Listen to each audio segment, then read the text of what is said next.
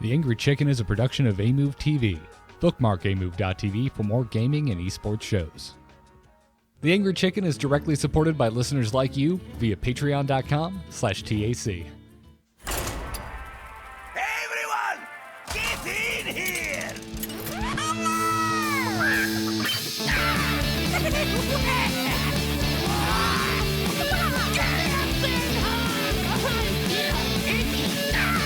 Ready for action!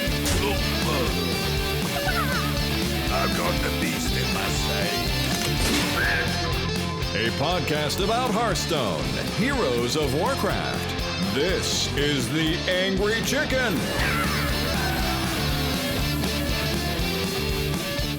Welcome back, everyone. This is the Angry Chicken for what is today? Well, I don't do dates. Why am I saying a date? What is this? Anyways, this is our final Boomsday card review episode, and there's still quite a few cards to talk about. But this week it's almost like half and half, right down the middle, class and neutral. So we got quite a few neutrals, which should make it, I think, a little bit quicker, maybe, than last week. We'll see what happens. Anyways, hi, everybody. I'm Garrett Weinzerl, and Willie Dills Gregory and Jocelyn Moffat are here, as always. Welcome back, you two. What up? Yeah, I think we're hitting the moment in the card dump where there's a bunch of just here's the neutral cards that didn't really matter and don't really matter, and we can just kind of say, "Yep, cool." Here's your filler. Enjoy. Yeah, yeah. I'm gonna, after every neutral card I read, I think I'm unless it's obviously interesting, I think I'm just gonna be like, any comments? No. Next card. This one is great for Arena. This one isn't even great for Arena. It'll be my favorite ones to get to. I love the ones that are just so boring there's nothing to say. That's my favorite thing. I love filler cards. Although all the neutrals do have text on them, so they do. At least they're doing something. Oh, except for one, the upgradable frame bot that we've already talked about. But yeah, but that says mech. That's a mech. Yeah, it says something. It's true. Not totally vanilla. yeah. But before we get started, congratulations are in order for the winner of the Angriest Chicken Open Witchwood. Congratulations, Brayton. Yeah, Brayton. He steamed right on through. I think in the end he went 18-4 total. Wow. In the tournament. Damn. That's it nuts. was kind of an impressive showing. We had a really fun top four. Everybody played really good. It was a bunch of new names. It was actually kind of weird. Everybody that I recognized that was playing in the first round all lost in the first round almost. Yeah, I saw a bunch of familiar names just go down in the first round. So we ended up with a whole bunch of new people, and that's cool. That just means, if you've never played before or you've never gone deep before, just show up because anybody can win. It's show up, just try to play your best, bring some good decks, you'll do well. Yeah. So keep your ears peeled. Do you peel your eels? Peel your ears? I don't think so. Peel your eels? Yeah, peel your eels. You got to peel your eels before you eat them, Jocelyn. How do you think sushi is made? Gross. Keep your ears turned on for the Boomsday taco, which will be coming probably right before the next expansion that we don't know the name of comes out. But also, congrats to our the other runners-up. Thank you. Congratulations to Walt Busy is how I choose to pronounce that. There's a vowel missing in there somewhere. Also, Momo and Zero Cruel, and our randomly selected winners of card packs, Boss Pancake and Sketchscape. Boss Pancake is my favorite. You defeat it with butter and syrup. So keep your eye out tomorrow, everybody, for your Boomsday packs. I'll be sending them as soon as possible. I promise. I might open a few packs first, but, I'll be sending them as soon as I can. So keep your eye out for that. Other than that, Dills, you went to a pre-release. I was going to try and make it to our local one, and I sadly couldn't. But how was it? So pre-release was super fun. It was at a Vigilante bar here in Austin. We showed up at about 11. I went with the Zixa, and who Garrett, you stayed at his house when you came. Yeah, we played some Magic. Yep, and so we went about 11 just to make sure, because that's when the actual place opens. And the pre-release started at noon. We expected maybe there was going to be a lot of people. There was about 5 or 6 people hanging out up front at 11. So it wasn't like a mad dash. Apparently the last time when they'd released Nimsy at Vigilante Bar and had the Fireside Gathering there was apparently just a ton of people in a line out the door and all this stuff. So Turns out Hearthstone's apparently a opening popular your game. packs early not as Enticing. as Nimsy. But it was cool. We went inside. It's a gaming bar, so you can pay $5 and get like these gaming tables that have plugs at them and little drawers and cup holders and all this kind of stuff. So we did that. And then there's a free section where it was just kind of long lines of tables where people could play. Shout out to Christina, who is the innkeeper here in Austin, and I think she's the only Austin innkeeper at this time. But I met her when she used to do fireside gatherings at Mr. Tramp's. Apparently, she's now doing them at Vigilante Bar, which I haven't been to yet, but her tavern brawls there. But she does once a month there as well, and she was running the whole thing. She did a raffle, which was cool. I won a tiny little Reaper, little Overwatch guy. Yeah, which was kind of I was like, I guess I'll probably give this to somebody, but then it was actually pretty sweet, so I just I kept it. Then we had some technical issues early on. Ooh.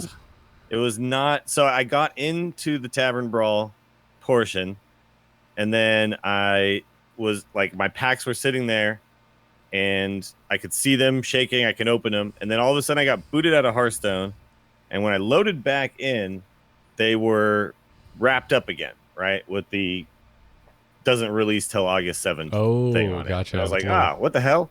I'm on the Wi-Fi. Like, what's going on? So then this guy told me, okay, turn off location services, turn them back on.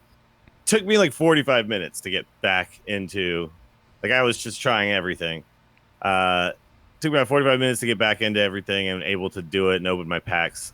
So then I opened my packs. I got 10 legendaries. Actually, I just counted them again out of 130 packs. So that's actually pretty sweet. That's a good haul. That's above average. Yeah, it's worse than my Witchwood average, which was ridiculous. Like, that was like high end of the spectrum. This was still very much above average. And then we were able to play Tavern Brawl, where you could only play with not basic and classic, just basic cards and Boomsday cards. So you can build a deck with just literally just basic, like not even the classic set, right? That's odd. Which made it really difficult to make anything that worked. So I'm hoping next time they maybe do something where it's just straight up standard, because I think most people wanted to just make decks, like they had ideas, they wanted to build decks. But then you could also play with the whiz bang decks too. There's another Tavern Brawl where you just gave you a recipe deck, right? So that was a little more fun, I think, just because they were complete decks. So yeah, it was good. And me and Azixa played a few games. Amy came, we played a few games, and then we played Horde versus Alliance cornhole. And then we took off, but it was fun. It was definitely good. There were some technical difficulties. I think the internet was it was chugging along there because there were so many people using it at once. But hopefully this kind of is the stress test that they need to continue to do these and improve on them and make them even better, and maybe add more events. There was only maybe 5 or 6 in the North Americas, right? So. But I was lucky enough to have one near me. I got my packs open. It was sweet. I had a good time. It's definitely a work in progress. I'll give it like a B-. A for effort, C for execution, but overall B-. And then Christina and all the people who were putting the event on there, they all did a great job. So kudos. So now that you've opened all your packs, do you have any idea of what you're going to play on day one now that you know what cards you have? I still have crafting? I still have 50 more packs or so to open with gold. So I'm hoping that I can make some cool stuff there, because I did not get Dr. Boom. That was one that I really wanted. I didn't get Boom Ship. I did get Stargazer Luna. Craft, right? What's that? I guess you couldn't craft either if you couldn't open. You can't. You could disenchant all your extras, but you couldn't craft anything. So I have about 6,000 dust as well right now. But I did open Stargazer Luna and Luna's Pocket Gallery, and I did actually have a game against Azixa where he didn't kill Stargazer Luna. I Luna's Pocket Galaxy that turn, and it was the top deck. So it was the rightmost card. And then the next 3 cards were all minions, and I just played all through. That's rad. Yeah, so I'm definitely going to do something with that. I also have Myra's Unstable Element, draw the rest of your deck. So I'm going to try some stuff out there. But, and I got Floop's Glorious Gloop and Forbiddenest Floop. So definitely got to do something there. And that's initially what I was going to build. But then I realized when it was only basic, I was like, basic and classic. I'll make Malagos. And I was like, oh, no. Oh, can't use that at all. You flooped the gloop. Yeah, well, Forbiddenest Floop totally sucks when you only have basic cards. Not a good card with just basic cards. Like, what are you copying? Stormwind Champion? Like, yeah. I don't know. There's nothing that good in that basic set. But yeah, that's why I think I'm going to head, and then probably going to try some sort of Paladin mech thing with Ziliax and all that stuff. Oh, and I really want to try the Overload Shaman deck with the Sparks. I think that could be really good, actually. You use Snow Fury Giants and use the Sparks to kind of like control the board. Sweet. It seems like it could be fun. Yeah, that looks. I have high hopes for that archetype. That and Cloning Priest is kind of those are my two. Like, please let this be a thing. I'm curious. Have you gone into your collection after you left? Like, I'm assuming you can see the cards you opened in there. Are they just like grayed out, or how are they handling that after you left? No, I can actually. They're not grayed out. I can just see them. I just can't when I'm in. Like if I'm in standard cards, they're not there, right? So I have to go to literally Boomsday, right? Oh no, actually though they're in standard too. Whoa, weird. Okay. You yeah, they're just there. I just into decks or anything. You just can't so interact no, with they them? have a little silver thing around them that says "not yet released." Okay. Oh, okay. Cool. I was curious so how they would reconcile that in the UI. Yeah, but I can like right click and look at them and all that kind of stuff too. Sweet. I mean, it sucks to hear about the tech difficulties, but overall, that sounds really rad. I'm glad they did that. It was good. Yeah, like I said, it's like the event itself was super fun. Definitely B-, like just because of the stuff that happened. Like, but A+ for like all the other crap. Like it was tons of people excited about Hearthstone, all playing with new cards, all having a good time. I think this is what Hearthstone needs, is stuff like this, right? Friday Night Magic is just such a culture thing when it comes to Magic. Yeah. And Hearthstone doesn't really have that like live culture kind of moment that it continuously happens, right? Gets you out of the house all the time, meeting other people who play the game, that kind of stuff. Well, when Hearthstone Go comes out and I can catch myself a Forbiddenest Floop at the local park pond, I'll be out of my house playing Hearthstone a lot more often. That would be so cool. Oh my god. That would be really fun. Is we could like find cards. If you could go and find cards for your collection, I'm in. As long as I don't have to go into the woods here, I'm pretty sure I'd get bitten by a poisonous snake.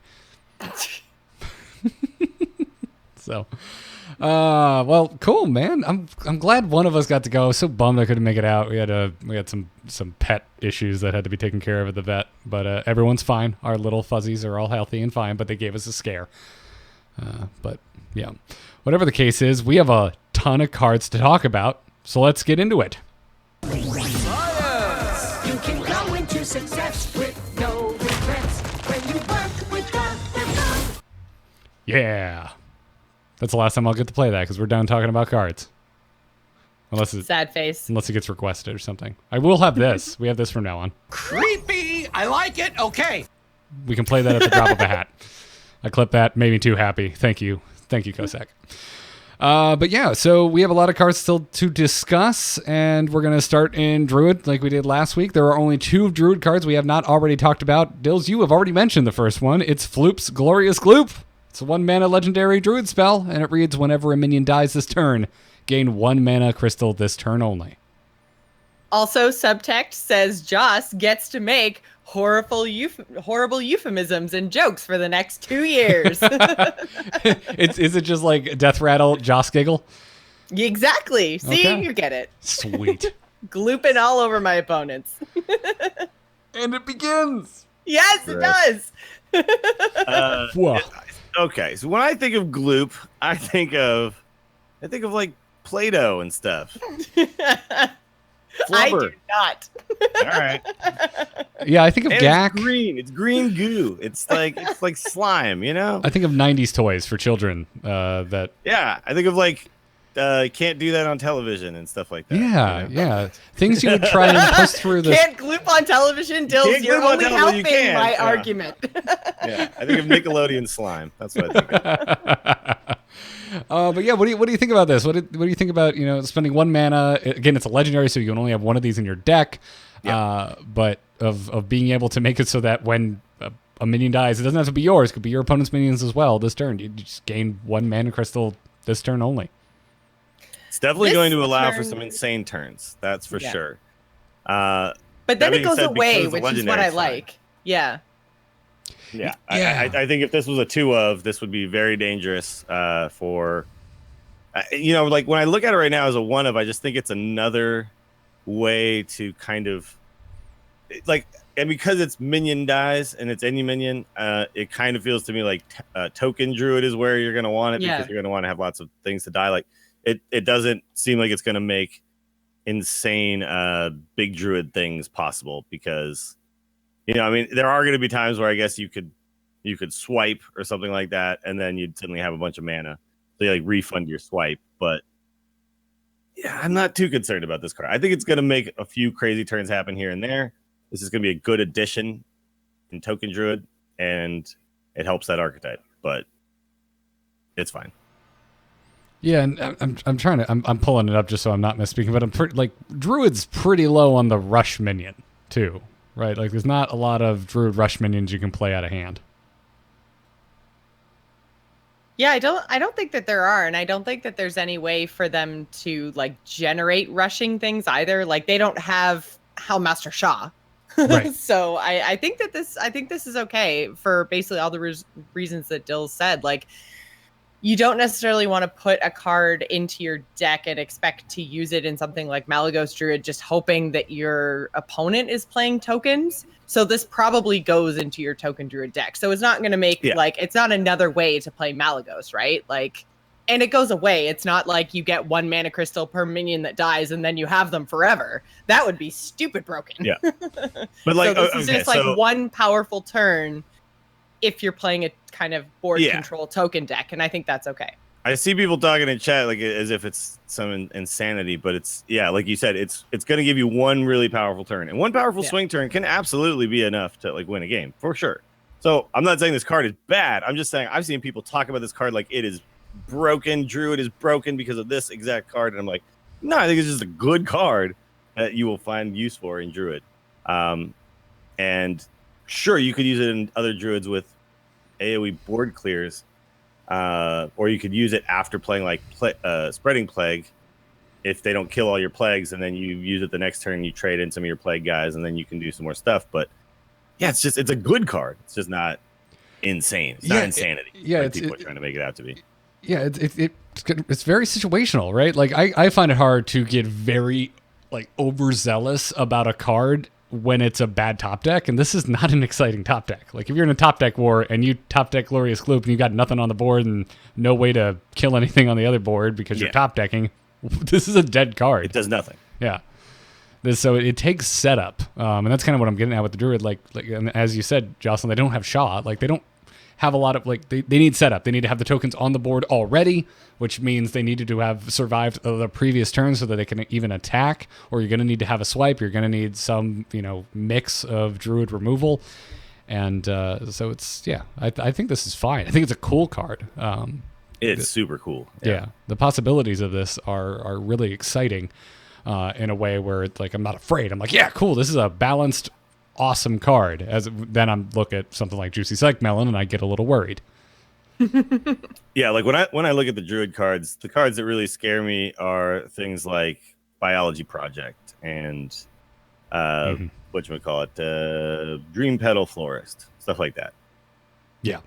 This doesn't. It does give a little more support to this Treant thing, if that ever becomes a thing. But when I look at the Treant thing, and now that we've seen all the cards, I realize, similar to a lot of things in Hearthstone that come out in a single expansion, it didn't give enough support in just this one go around, right?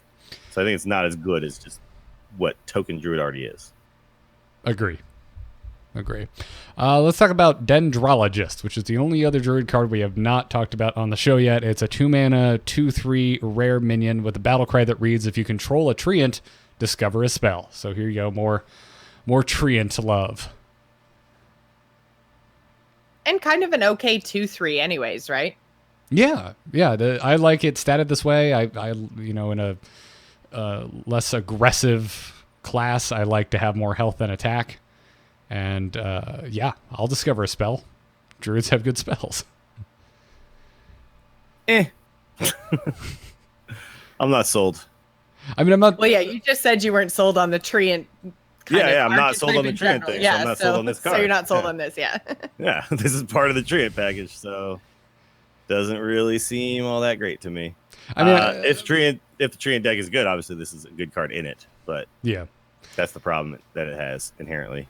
Yeah, I was talking a little more like in a vacuum. Like this is it's solid stats for what it is. Obviously it kind of lives or dies on treants. So yeah, the treant thing has to be a thing, or else this is literally not. But you have landscaping now, Dills.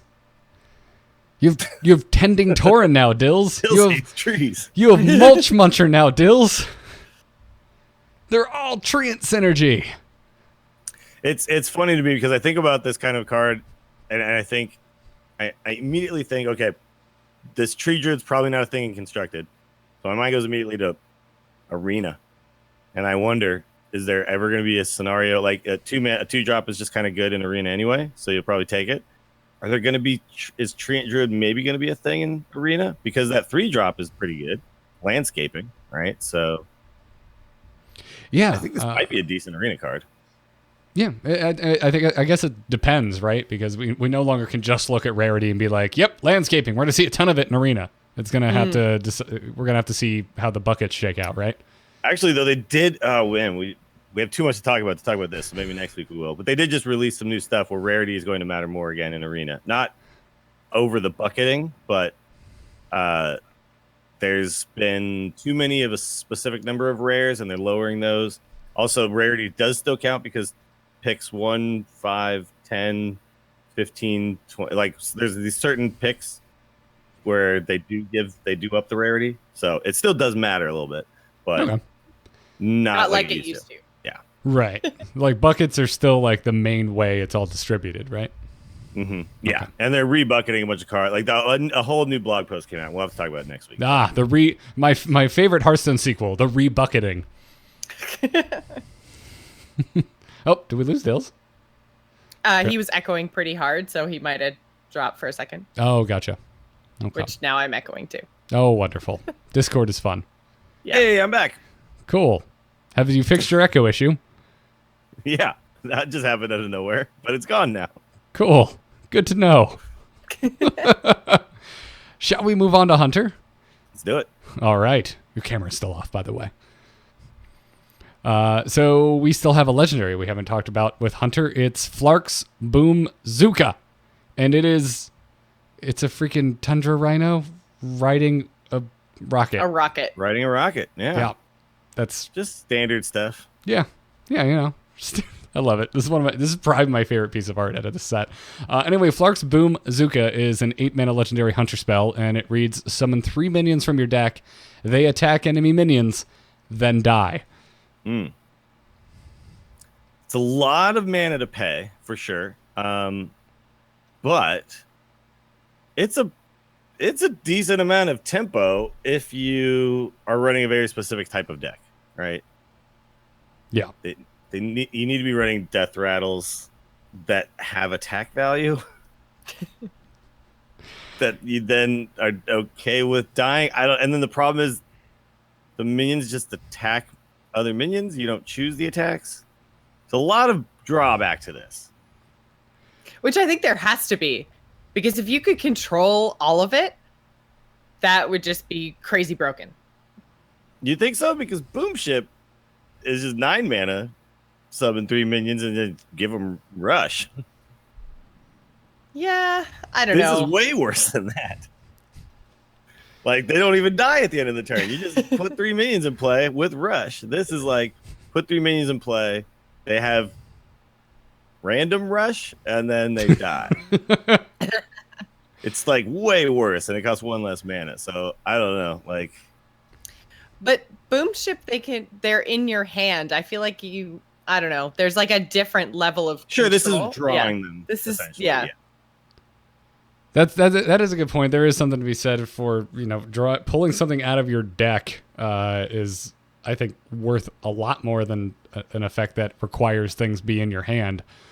But maybe not though too, because like I think there's arguments both ways, because if it's pulled from your hand, you can control which minions it is more, to a certain degree. right? Like you can play the minions you don't want to boom ship before you boom ship, then boom ship when you have the 3 minions you really want to be pulled. I mean, to a certain degree, it's still draw dependent, right? Because you had to end up with those cards in your hand in the first place.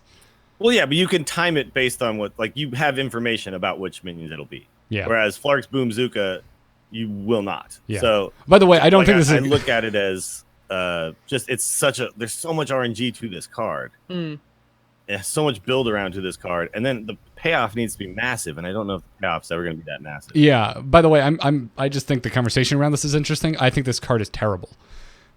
Yeah. I think so too. I think it's a really bad card. I just think it's like you think about what can happen, and like if you could build this specific scenario where Savannah Highmanes come out, stuff like that. Sure, it could be good, but that's hard to make happen. Yeah. Any closing thoughts on Boomzooka? No. Pretty bad, Don't man. think Cool. we see it. Cool. Yeah, I don't think it sees play. Dills, is your camera working okay? Yeah, should be. It's not coming through. Oh, it's not showing up? Nope. There we go. Nope. Turn it off, and I'm back on again. There There it you is. go. All I right. dropped the call. It must have turned off. Necro Mechanic is the next Hunter minion we're going to talk about. It's a 5-mana 3/6 epic, and it reads your Death Rattles trigger twice. So this Probably is slot this in for Death Rattle Hunter. yeah, this is like better Baron Rivendare because it actually has 3 attacks, so it can defend itself. It costs 1 more, and that was a 4-mana 1/7, right? So it definitely has potential, but you're gonna have to either have Death Rattles on the board, then play this, which is pretty likely if you have sticky Death Rattle minions, right? Or you're gonna have to play this on 5 and then somehow Death Rattle stuff after that. It's a lot of mana, like, to try to combo it with things, so it doesn't really scare me. And I'm not actually sure it makes the current Death Rattle Hunter better, but it probably finds a place in something. Yeah, the 6 health is good. That means it stands a chance to survive to the next turn. Obviously, there's all kinds of other things that can go wrong, like silence and shapeshifting. But like at face value, I like this card, and kind of just echo everything you say about Baron Rivendare. By the way, here you go, Dills. This is your combo with Boomzooka.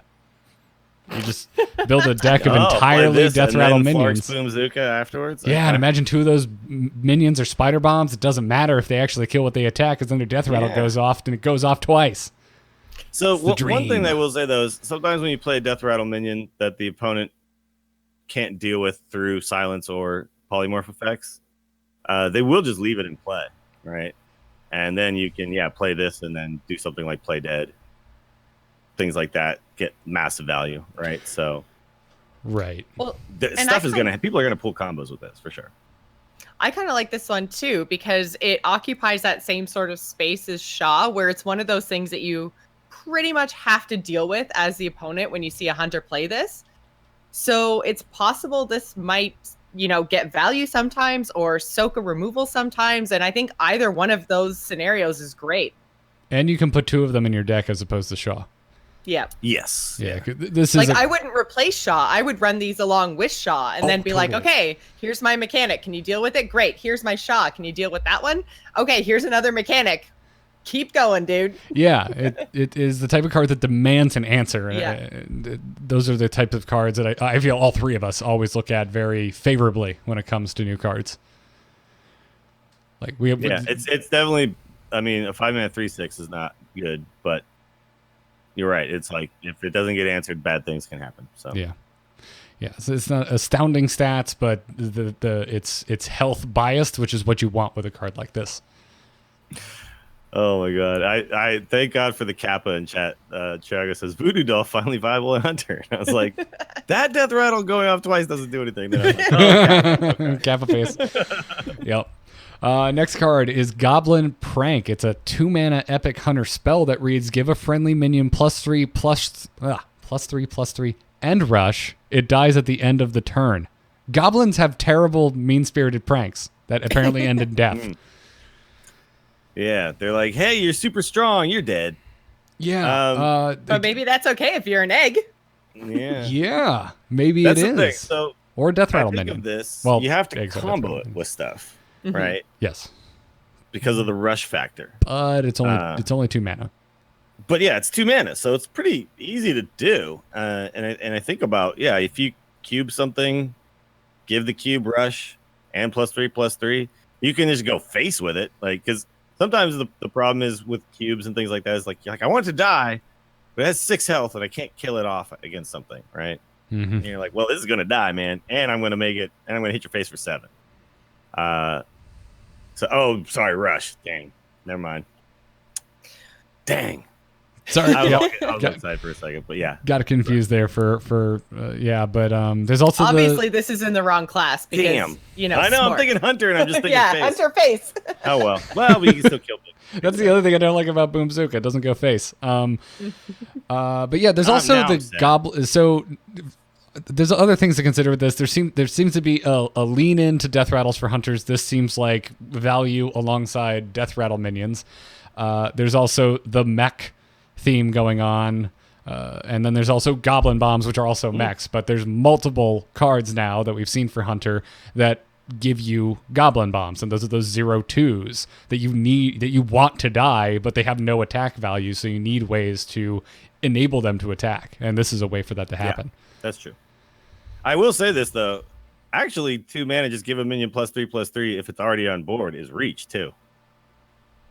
It, like, forget the rush. If the minion was already there and you just have you're just a little damage short of killing somebody. So Yeah. is that how it would work? Yeah, If rush doesn't if it's take away already- being able to hit face. It just takes away being able to hit face if it's the turn it's played. Hmm. Like, this could just be 2 mana +3/+3 too on something that's already on the board.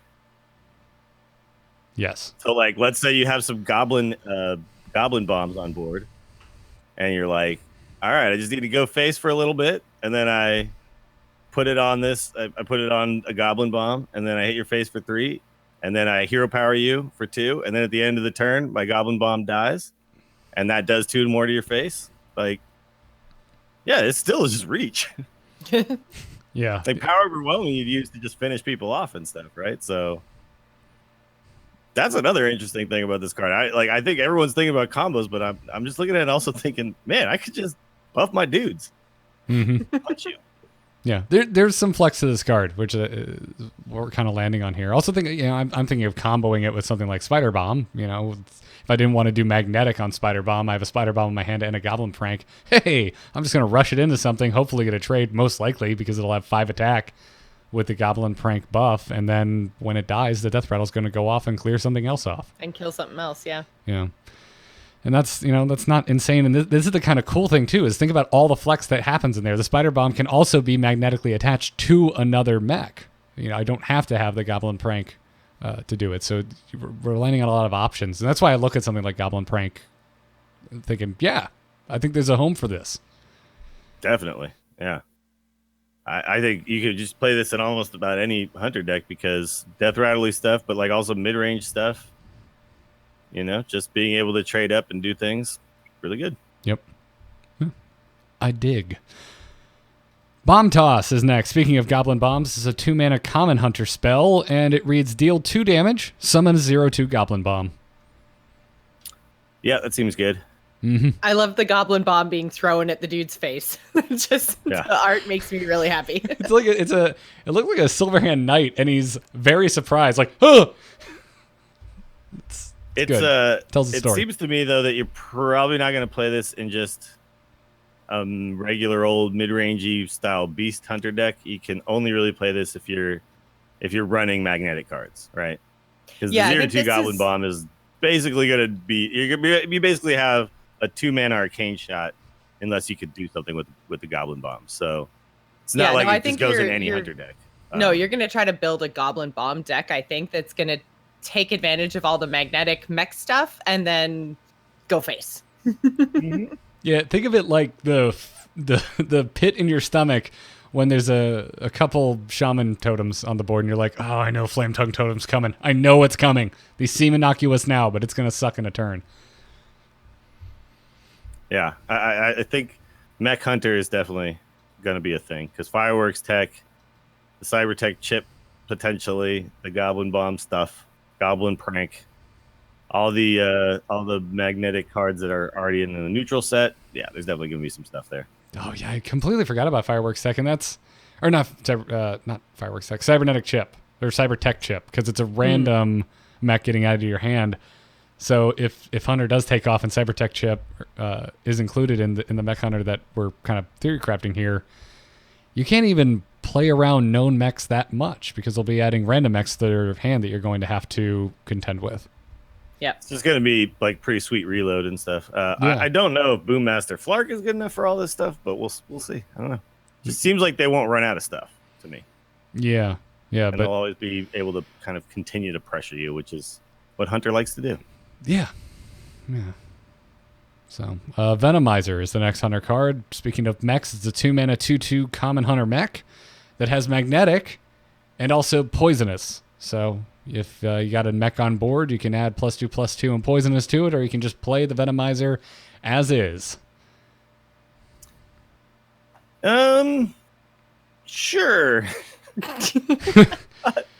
This I don't know. So there is the 6-mana mech that exists in neutral that deals 1 damage to the board at the end of the turn. So there is like a combo here to clear the board. But that's probably not what that mech hunter's trying to do. They're probably trying to, pressure hit you in the out. face. That kind of, and then pressure your face a little bit. So not sure that this goes in that. I mean, it is nice to be able to just kill anything that you want, right? If you have something on the board. So it's interesting. I'll say that. Yeah. I think I don't know. I like this if you're playing bomb toss, because then you're making goblin bombs, and this is a great addition to a goblin bomb because then you're still getting pressure. Well, yeah, then you when the poison his bomb face, dies. and then you just win, right? Oh yeah, because the poisonous bomb. Because poisonous just kills the hero. for Not sure. what I was getting at, but I appreciate the enthusiasm. Well, so I will say that the pre-made hunter deck that I played at the pre-release did have. I did Venomizer a couple of goblin bombs, and like during the course of those games, that did happen. And it was pretty good. I was able to. I think I killed the Lich King with it once. So Yeah, Nice. yeah, it helps you control the board while still, getting some damage in the face because of the goblin bomb. yeah. I think So it's I mean, interesting. it did do stuff. I don't know in real constructed. That's not a bunch of random Blizzard constructed decks. If this is going to be super sweet or not, we'll see. Yeah, I think it's probably because it's a hunter mech. It's probably gonna happen more often out of Cybertech chip because the random things still skew towards class, right? yes, Yeah. So it's probably a mech we're gonna see kind of often if people are playing the Cybertech chip, which I think they will be if you're playing in a mech hunter. So I think that's probably where this card is gonna show up, and then you're going to have the kind of element of surprise maybe, but I think that's where we're going to see it is more from like random mech effects as opposed to people actually like choosing to run it in their deck. I don't think it's bad. I just think it's super situational. Yeah, very situational. Yeah. yeah, fair. Not Secret, convinced on this one. I'll have to see it actually happen. yeah, I'm just before trying to before I point out. give it the seal of approval. Yeah, I'm just trying to point out some of the possibilities. This is pretty weak in my eyes as well. Like, I'm not sure it's something I want to include, but the fact that it can show up in your hand just means you need to think about how it works because you're gonna play with it eventually, especially if you're running Cybertech chip. Mm-hmm. Secret Plan is the final hunter card we have to discuss. It's a 1-mana common hunter spell, and it reads: Discover a secret. Boo! But it's secret plans, Dills. Hey, this card sucks. The only time I want to see this is off of generating a random spell or discover something. I don't want to put this in my deck on purpose. Yeah, but how often in Hunter are you discovering spells? Not Well, very yeah, often. it just means I won't play this card. I'm fine with that. Yeah. Yeah, I'm actually very good with that. Well, you can get it from Rockdala, right? There you go. Yeah, Yes. I don't. That's true. Rock Delar if you're playing Secret Hunter. Well, if you're playing Spell Hunter, maybe you do want to play Secret Plan because you The just one thing like to about play Secret Plan- secrets because of your spell stones, because right? of your spell stones, exactly. But I think So this is that another deck is way to pretty get full more. of cards that do stuff to the board. You know what I mean? Yeah. Oh, Dal Sheila in the chat room brings up an obvious point. You can play secrets in Odd Hunter with this spell. Yeah, True, but and secrets don't help me Kelliseth hit deck, your face. Yes. I can play Dire Moles in my Odd Hunter too. I'd rather just do that. I just want to hit your face if I'm playing Odd Hunter. I don't want to play secrets. Explosive shot hits face, or explosive trap. Dills is not convinced. All right. We got too many cards to talk about. I'm done Yeah. playing devil's advocate for this card. Mage. Yeah, I just want to hit your face. I'm playing. Dills, that's a playing really strong Odd Hunter. reaction for This me doesn't playing hit devil's face. advocate for Secret Plan. You don't need to threaten me with violence. We got 2 mage cards left to talk about. The first is Astral Rift. It's a 2-mana rare mage spell. It reads add 2 random minions to your hand. So this card on its face totally sucks. Because random minions are not that good. But I was playing around a little bit at the pre-release, and the like hand mage thing was Oh, not the as hand size terrible. thing? Yeah, it was not as terrible as I thought it might be. Although I was playing as other, deck Pre-made recipes. decks or deck recipes, yeah. So I don't know if it's good enough for constructed, but yeah, there's some interesting stuff. Like that 6-mana meteorologist card. Like I cleared a board with it, and it was actually really good. Astral Rift did give me crap minions, but I was able to do. There's also the what's the other one? Astromancer. Yeah, like it was not as bad as I expected on its face. I still think it's bad, but wasn't as bad as it looked like. That's a good point. I hadn't really considered the hand mage, mostly because it hasn't been a thing, and we're not sure if it will be a thing after release. But yeah, taking 1 card and turning it into 2 in your hand when your goal is to have a large hand is a good thing. Sure. Other than that, I don't see myself ever including this on purpose. But, discovering it, maybe there's a time where you're just like, I'm out of things in my hand. I guess I'll take this. Yeah, that's true. That might happen sometimes. Or yeah, you'll get it off of like if you're playing Elemental Mage, you'll get it off of the little Elemental Bro, or you'll get it off of the Spellstone or something. Yeah. And you'll play it, and it maybe does stuff. Yep. Could happen. Well, we haven't seen the project for Mage, but now we have. It's called Research Project. It's 2 mana. It's a common Mage spell, and it reads each player draws 2 cards. Rip Cold Light. Yep. I love this card because it's not Cold Light, but it gives the Cold Light effect back to us, right? Mm-hmm. This is a Mage. way better way to have Cold Light. Not a neutral, Not something that can be bounced. not a 2/2 that you can put back in your hand. Yeah. Like, this is so much better. And actually, I think will be very good for tons of different types of mages. Like, you can play like a grindery style mage with just lots and lots of removal stuff. And then when you just need more cards. And if you're trying to fatigue, like sometimes drawing, playing like 3 mana, draw 2 cards is not something you want to do. But if I can keep the fatigue even, and I'm trying to fatigue you, then yeah, I want you to draw while I draw so that I don't, fall behind in the fatigue. Right. So I don't think it's like mill mage. It's like fatigue mage, right? Yeah. Even then, I find because I've been playing a lot of big spell mage, and I find sometimes I'm just like, oh man, I just want to draw. I just need to find Jaina. Like, where's my Jaina? Sure. I need some. I need meteor. I don't care what you have because I'm gonna freeze or clear your board anyway. What I care about is finding my Jaina win condition or my that kind of stuff. Like I don't care what you've got. Yeah. I just need to get to my stuff. It just feels like way better design than Cold Light. Cold Light just being a neutral with a body.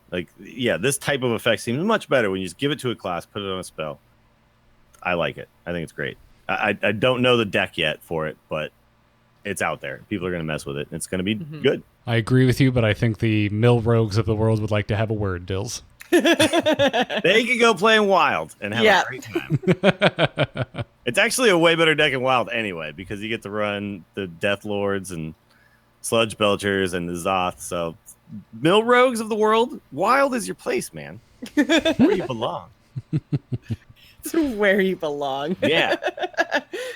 Well, let's move on to Paladin and get started with Glowstone Technician. It's a 6 mana, 3/4 epic Paladin minion with a battle cry that reads, give all minions in your hand +2/+2. This is in the wrong expansion. This is in the wrong expansion. Yeah. You know what, though? I think that if you go to Wild and play hand buff Pally, this is like this makes that deck way more viable. This is like one more card, because a lot of times with buff Pally, they just need one more way to do it, right? They had basically 3 ways to do it, and then a legendary. So they had like 6 hand buff cards, and then 1 legendary, and that wasn't enough, man. Man, I also, this doesn't need to like stick on the board. It just seems like, and it's at 6 mana, so it comes after the 5 mana guy. And when you've hand buffed this, so it's a 5/6 or 6/7. Suddenly, it's not so bad on 6, right? Like, that's it kind of has to have crappy stats, because if its stats are too good and you're playing a hand buff deck, this card would be absolutely so I'm insane. definitely going to go into Wild and play hand buff Pally again. So, Jocelyn and Dills, is this the most obvious card designed specifically for Wild we've ever seen? I mean, it feels to me like they're considering Wild again, which is nice. I like that. Right now, it's definitely for Wild, but maybe in a year with other stuff, maybe this has a place at some with point. any other stuff at all, because buff Paladin, it needs a lot more stuff. Yeah, hand buff is not a thing in Standard right now. Yeah, it's not possible. You're not going to see this in Standard. You will see this in Arena. Yeah. By the way, that goblin has a fantastic hairdo. It is fabulous. I thought you were going to say mustache, and I was going to say yes, he does. Oh, I didn't even notice the mustache. This guy is well groomed. Yeah, yeah. Even his welding glasses are stylish. Hipster goblins, man, or not goblins, gnomes. Hipster gnomes, man. You got to watch out for them. Sure. To me, it feels like right now Wild, but the future, who knows? Who knows? Mechano Egg is next. Eggs have been mentioned today. This is a 5 mana, 0/5 common Paladin mech minion with a death rattle that reads, summon an 8/8 Robosaur. I love the idea that mechanical dinosaurs come from mechanical eggs. Of course. It just makes me so happy. Yeah. Where else did they come from, Jocelyn? I don't know, but they were laid by 8/8 Robosaurs in a lab. And then they summon new ones. Which came first, the Robosaur or the Mechano Egg? Well, the Robo Stork brought the Robo Egg, which hatched the Robosaur. Yeah. Yes. Life finds a way. 5 mana, if you just think about like 5 mana, because the thing about like the 5/5 coming out of the Devil Soar is like a 3 mana 5/5 is pretty sweet. A 5/5 for a 5 mana 8/8 is not even that sweet anymore when, even Warlocks are playing it for 3 and 4, right? All the time. So the egg part is what has to matter here, right? So thankfully the egg part is a mech, which means I can magnetic things to it and do cool stuff with it. That's where I think this card is actually decent. This is the card where I think Anoyo module earns its name, because I'm like, oh god, if you actually got an Anoyo module on this Mechano Egg, that would be excruciatingly annoying. Yeah, but you're going to be able to utilize the 0/5 body, right? Like a lot of times with eggs, you want them to be 0/2, whatever, so you can easily kill them and get them out.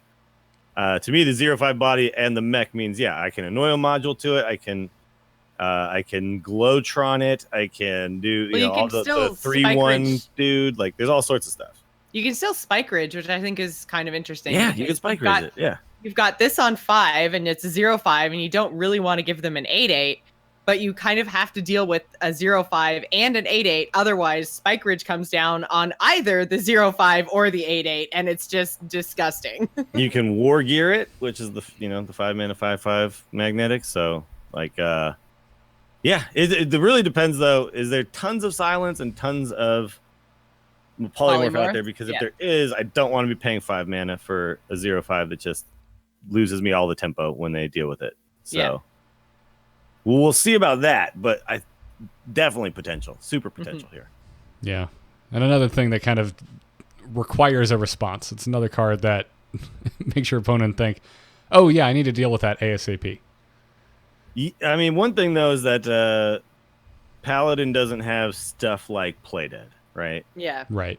So really you're worried about things like cubing it and then getting more of these and then buffing them. So you're not quite as worried about them abusing the death rattle portion as you are abusing the buff portion of it. Mm-hmm. Paladin. Yeah. Good point to bring up, Dills. Final Paladin card is Glowtron. It's a 1-mana, 1/3 common mech, and it has magnetic. That is it. This card is stupid good. Yeah. 1 mana, 1/3s. But And I could doesn't just- grow. Doesn't grow. It doesn't grow, but it grows other things. So Yes. yeah. But I mean, I don't know. Like, this card is super good. This Uh, card's It super just good. could be worse. That's all I'm Coin saying. with Yeah. coin it with upgradable framebot. I mean, it just it yeah. Well, you can just upgradable framebot, and then at some point you can just like you just put this on anything, and then get a good trade and start snowballing the board in your favor. So yeah, this card is really really freaking good. Yep. If there was just a 1 mana, put 1/3 on a minion, right? Like people would probably play that. Yeah. You got 1 mana, put just 2 health and draw a card, or 2 mana, 1/2 bells or whatever. Like there's all these things. It's like this is actually a lot of freaking stats for 1 mana to put on another minion. Yep. It's And flexible. you can magnetic to it as well because it is a mech. I just love the design of magnetic as you're talking about. It doesn't grow, and yes, it can grow by having other magnetic things attached to it or attaching it to other things that, other mechs. But, mechs, yeah. but you're having to combine them into one card that can be dealt with, and you're kind of leaving yourself up for a 2-for-1. Whereas like old things, like, oh my god, my brain, Undertaker. It was that card grew by itself, and the other cards that you're playing to buff it were also just sitting there and had to be dealt with on their own. Yeah. It's good design. I like it. I'm excited for magnetic. Yeah. Infrarogue brings up an interesting point about Divine Strength, 1 mana, 1/2. Nobody played that. But the problem with Divine Strength is it only did one thing. And if you had nothing on the board, it did nothing. This is the flexibility of this card is, even more than the one. Like if there was a 1 mana just buff 1/3, I do think it would see play more than Divine Strength ever did. But the fact that it can also just be played as a minion is like what makes it so freaking good. Right. And if you're going mech because you want to start getting mechs to stick so that you can start buffing them through magnetic, and you're a paladin, whatever other buffs you wanted to put into your deck. So yeah, this is great that you can magnetic it, but this is also just a good turn 1 play to set up for future buffs. Yeah. Or just start making decent trades. Mm-hmm. Yep. I like it. This card is Banana Town. Let's move on to Priest. We have not talked about Omega Medic, right? This is the only card today where I was like, did we talk about this or not? We've talked about so many things that have Omega in the name. I don't think so. I feel like I thought we did, but I could be totally wrong. Oh, actually, you know what? We might have. Yeah. I think we did. I Yeah. don't think we've talked about extra. I think it was the test Garrett update. list show that we did. I think we talked about Omega Medic. But Okay, yeah, we so definitely must have haven't missed one. talked about extra arms because I freaking love this card. All right. Well, it's a 3-mana priest rare priest spell would be a actual sentence, and it gives a minion +2/+2. Continues to read: add more arms to your hand. That gives +2/+2. Garrett, you said it wrong. It's more arms. There's an exclamation mark there. Oh yes. But he's very excited about these more arms. So excited. It's a troll with 4 arms. It's Yeah. it's 2 troll arms and 2 robo arms. It's amazing. it's troll Goro. Yes. I think this card is not very good, but in a very specific archetype that just really, really wants lots of buff cards because of things like Test subject. Derek and stuff. Sure, maybe, but probably not. I feel However, like cool. buff priest might be something that we see supported a little bit more going forward. Because that was one of the things when we reviewed test subject, we were like, well, but how many spells does priest really have that might be like coming back, right? Yeah. So I think that maybe if we see one, maybe two more buff spells that are reasonable, we might see some sort of buff priest deck that this goes in, but I think maybe it doesn't have enough support right now. But I just love the idea of just the more arms, like so good. This has to happen at some point down the line, and I don't see it yet. Yeah. I have nothing more to add. Other than I'm with Jocelyn on your enthusiasm for the absurdity of this card and the art, and that's where it ends. I think we might get there someday. maybe. Test Subject is our next priest card. It's a 1-mana 0/2 rare minion, and it has a death rattle that reads: return any spells you cast on this minion to your hand. I'm interested. So, sucks if it gets silenced, but if it doesn't, it's definitely you can just go crazy with your inner fire divine spirit stuff and get a refund. You can use them early game without worrying about losing your win condition. Yeah, basically, like that's kind of what I see when I see this card. But I'm not sure that. Yeah, I don't know. I'm not sure that's good enough. If you're playing this, you're probably playing extra arms, though, right? You're just trying to get tons and tons of buffs on this thing. But we've seen like Linessa and stuff not really get there with Paladin. You get the sense that this is probably not as good as some other priest decks that are going to exist. Yeah, I think this is cool. Like, I love any way to take or at least take the edge off of the risk of buffs, because I find buffs so fun, but there's such a big risk because of the doubling down and leaving yourself open for 2-for-1s or 3-for-1s, etc. And but I don't think this is good enough for the game that we're playing right now with Priest. Yeah, it's always going to be a card that's got potential, though, right? Like every single time an expansion comes out, we're going to look at Test Subject and wonder. Yeah, I mean, it has an insurance policy. I hope that's has something to do with the flavor taxes that it took out a good life insurance policy, but. I'm just not sure it's good enough. Yeah. But I like the card. Like, is that weird? It's like, I'm pretty sure this is bad right now, but I really like the design of this card. Yeah, great design. For sure. Final priest card is Topsy Turvy. It's a 0-mana spell for priests. It's a common, and it reads: swap a minion's attack and health. This is fun. That is, I feel so bad for that robot. I love that somehow he's attacking more because his feet are on the top now. I feel like this card is crazy. Yeah, it does feel kind of insane.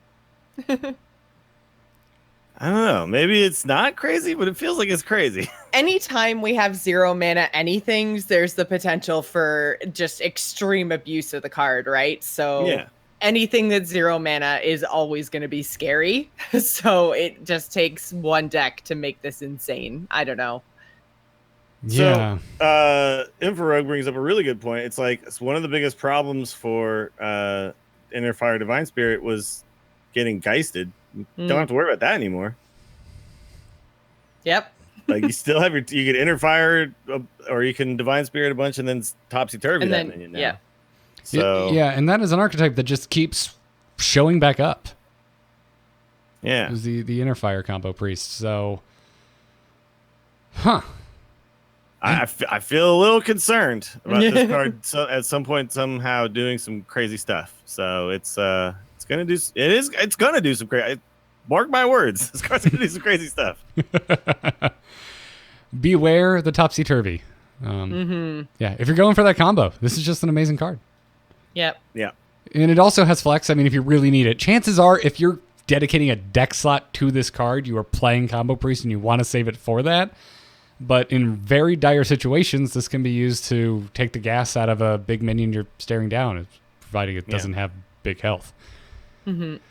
So that's just another thing that hasn't been mentioned. But yeah, this is terrifying in a Combo Priest world.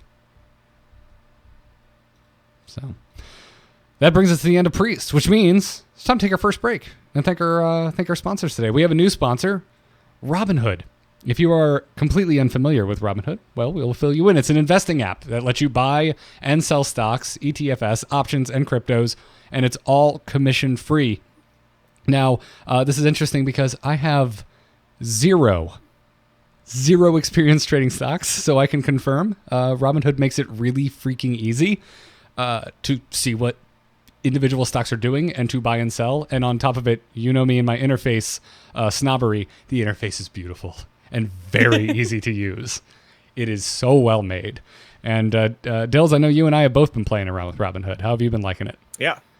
So I actually, prior to because they gave us a little bit of stuff to kind of play around with, right? Prior to that, I actually just put some money in, started messing around, because I've actually been using another app before this that is, it's in the same vein, right? It's another investing Stock app. thing. Sure. But it doesn't allow you to do what this one does. This one is really just like, here's access to the stock market, right?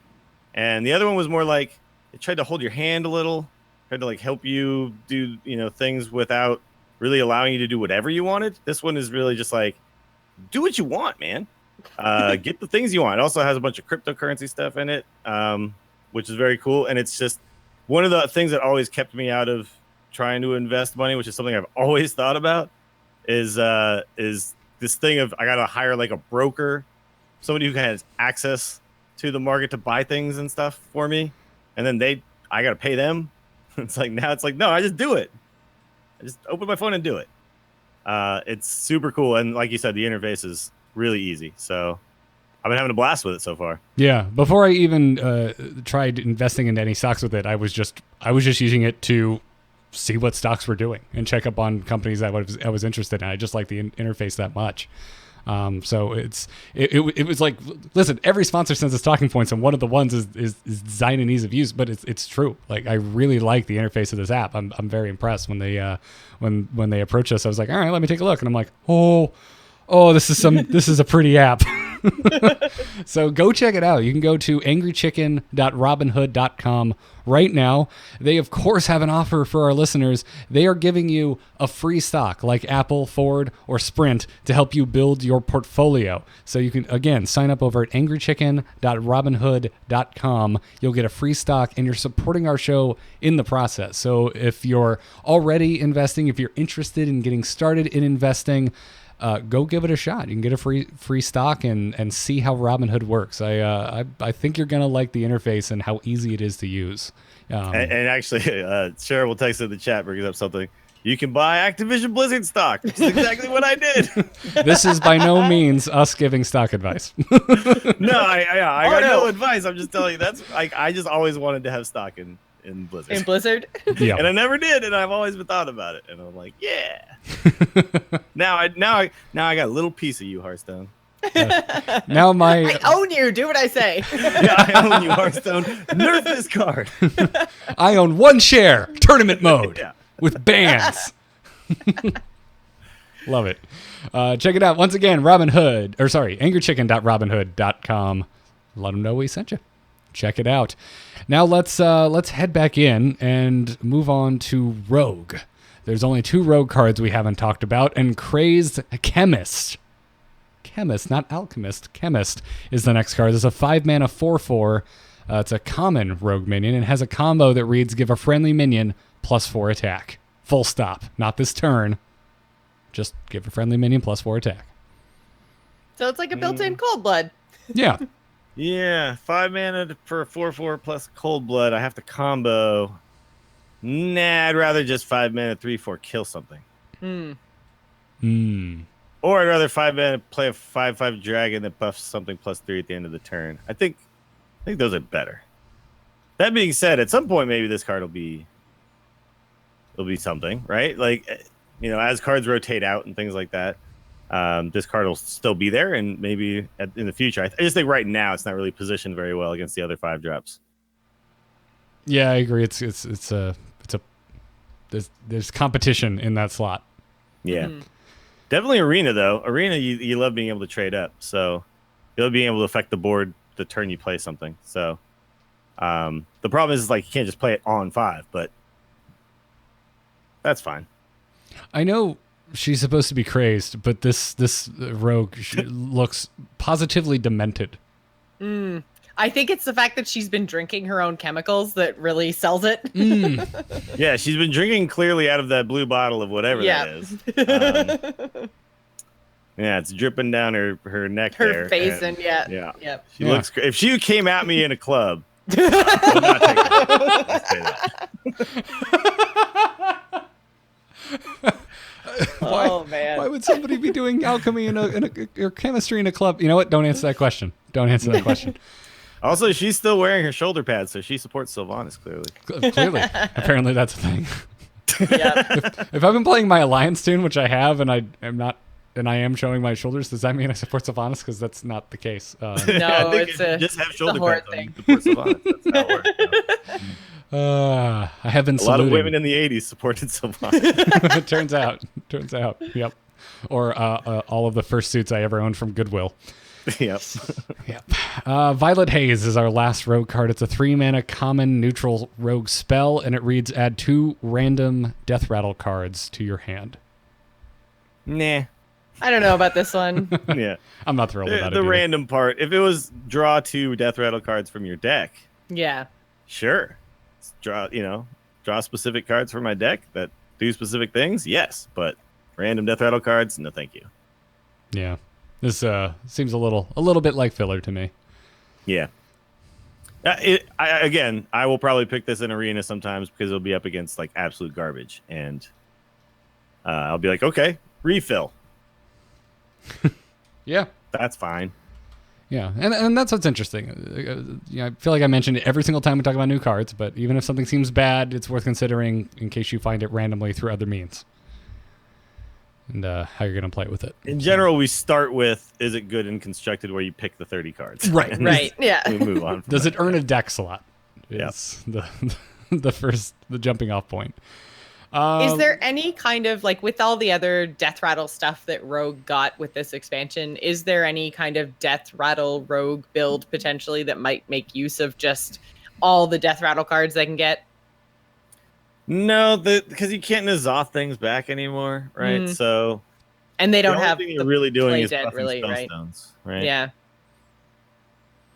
Okay, just a thought. Yeah. I don't know, because like the legendary Rot Spring, you're discovering a death rattle, but you're also gaining the death rattle that you discover. So it's less random because there's choice involved because you are discovering. Not to mention when Mira is it Mira or Myra? Doesn't matter. When Rot Spring I hits say the board. Myra. Okay. I say Myra, yeah. Okay. Well, whatever. When Rot If it was Spring an I would say Mira. when it hits the board, you get some value out of it because of the death rattle that's being applied to Myra. But I think there is a death rattle rogue thing there because of Necrium Blade and stuff like that, but it's specific death rattles, not random ones.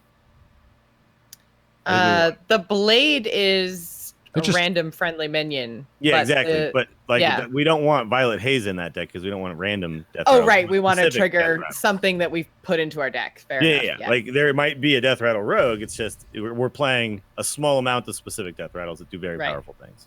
Yeah. Not random death rattle minions. My or last death point rattle cards. would be maybe again in a budget scenario where maybe you don't have enough death rattle cards to fill out your death rattle rogue and you're looking for something to kind of fill the gap. Violet Haze could potentially do that. Yep. So keep Now, that in mind. maybe in Wild, there's a full death rattle deck that Hmm. is playing Nazoth and stuff too. So maybe. But even then, in a full wild death rattle you- deck, when you have access to everything, do you haze in that one? Probably no, not. probably not. Yeah, there's probably not space. Right. You want yeah. specific ones there You too. want specific, yeah. You want specific, and you have a bigger pool. So if you can't find room for it in standard, there's probably no room for it in wild. Can we Yeah, get rid of the minion limit in Hearthstone? Because then I would be really excited about Violet Haze. Just in terms of Wild and Nazoth. I just want to bring back as many minions as possible. I'm putting this in my deck. I don't know how they would do that, but we'll see. Let's move on to Shaman. Only 2 more cards for Shaman, starting with... nope. I'm over on to Warlock. Shaman is Elementary Reaction, which is a 2-mana common Shaman spell that reads: draw a card, copy it if you played an elemental last turn. So maybe if a pure elemental shaman deck is a thing with the Menacing Nimbus edition, because one of the problems that they do have is you're playing a pure elemental shaman list, you probably aren't running things like Mana Tide and stuff like that, right? So draw can be a little bit tough to come by. So the fact that you can, draw probably an elemental and then get another version of it, yeah, I could see it. Yep. This just comes down to, is elemental shaman good? Cool. Yes. Then this card works. Chat room is suggesting even shaman. Do we have enough elementals and even shaman to help this out?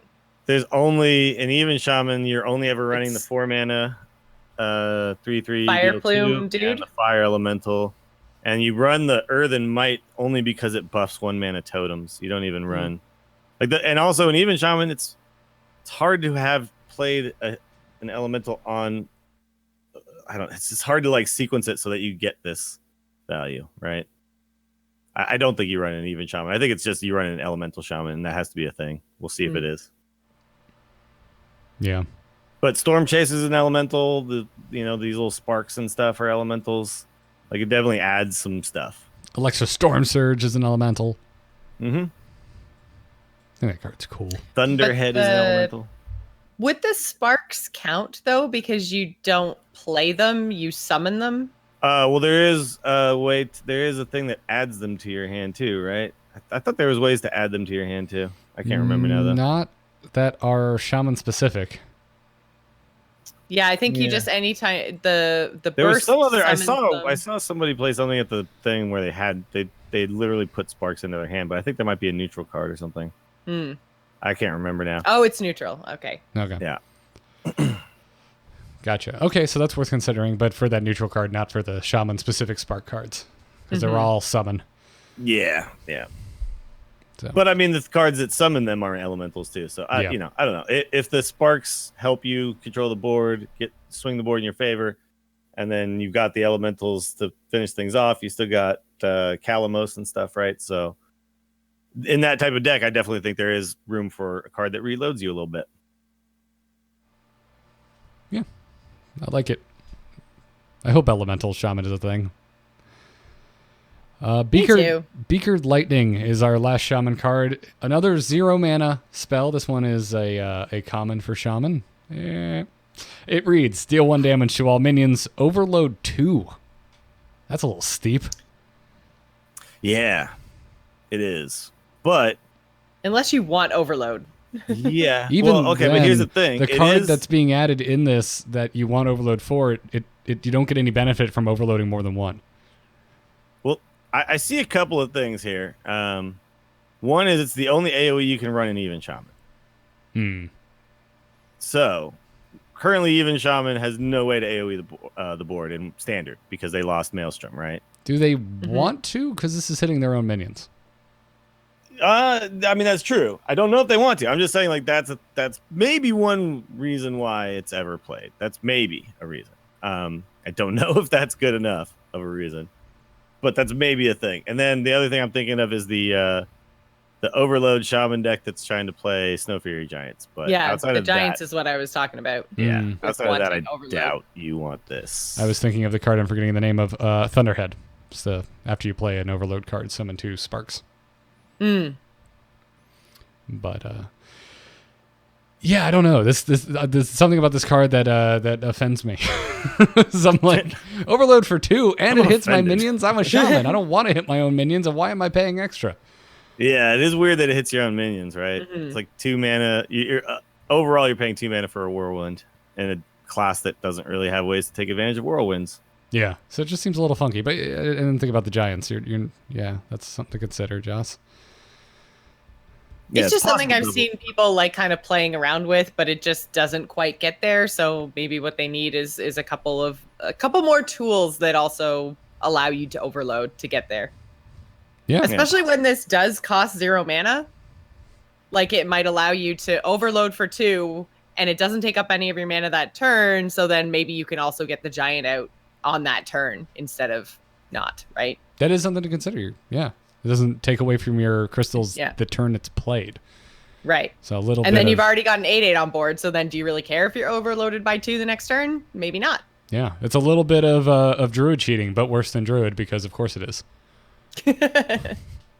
Okay, Solitaire HS brought up something very funny. This was Giants in Star Aligner. Because you could play the Spellstone, get a whole bunch of Giants that come back, and you can whirlwind your own board in Star Aligner. Why not? I don't remember what Star There you Aligner go, man. does. You found one weird ass possible way to ever Star Aligner. Oh God, yeah. Oh man, know yeah. if it happened. That seems unnecessary. Super unlikely as well. Yeah, but if you pull it off, I want a crazy Yeah. game story about it. Yeah, if you pull it off, hey. Please and thank you. All right, let's move down into Warlock, and we're starting with Ectomancy. Good, I love the name and the art of this. It's 6 mana epic Warlock spell. It reads summon copies of all demons you control. Yay. So your best bet is getting 3 minions for 6 mana, but some of them might be Void Lords, and your opponent might be Jocelyn. Yep. Which is going to happen every single time, right? There's going to be like one dude on ladder that's running this card and then also always gets his Void Lords, and I'm always going to queue into him, and then he's going to be like, bam, there's a bazillion of them, and I'm going to be like, bam, concede, I hate you. The Void Lord shell shock is real. Yeah. Well, it also feels like you can try to make some sort of demon-based deck with the weapon, right? The Skull of Inari. Yeah.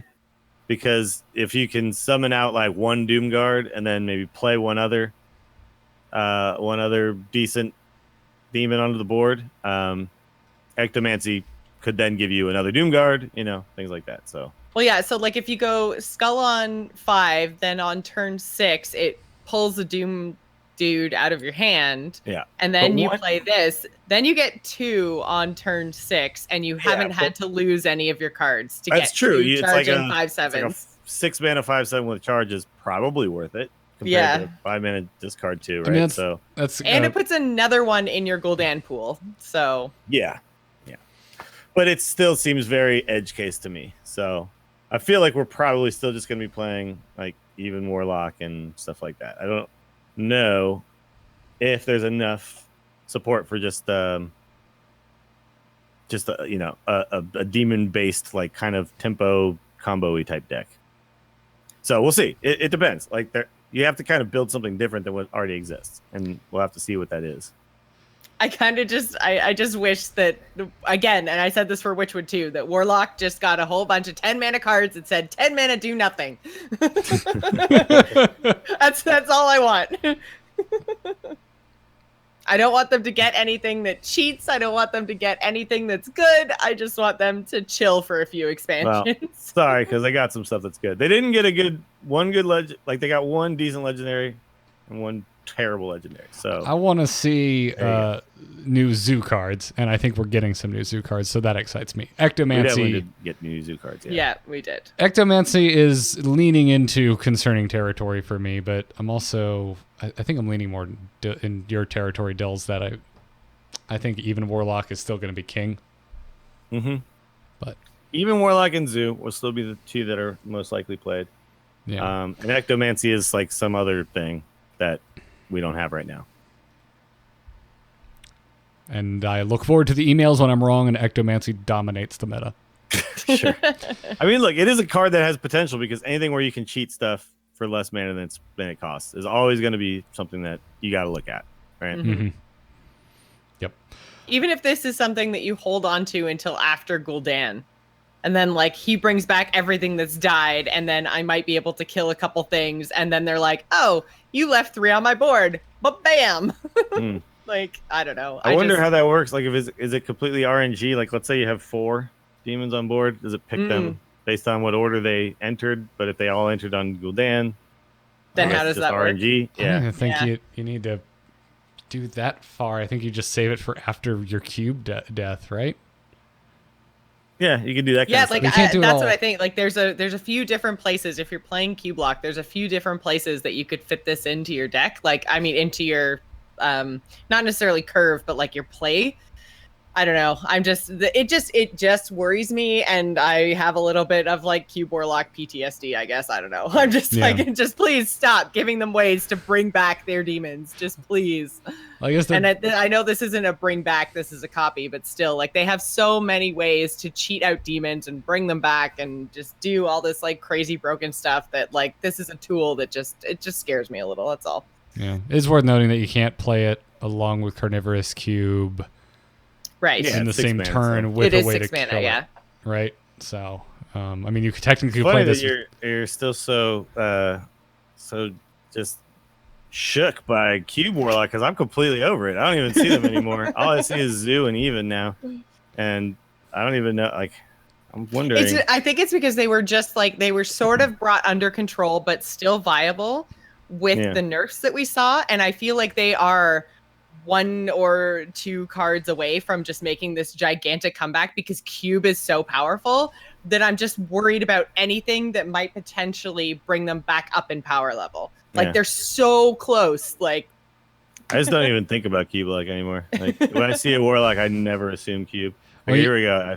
Page 6, it takes me on HS Replay to find the first Cube Lock. Well, you know, Dills, a lot of witches and wizards didn't really think about Voldemort anymore either, and we all know what happened there. Sure.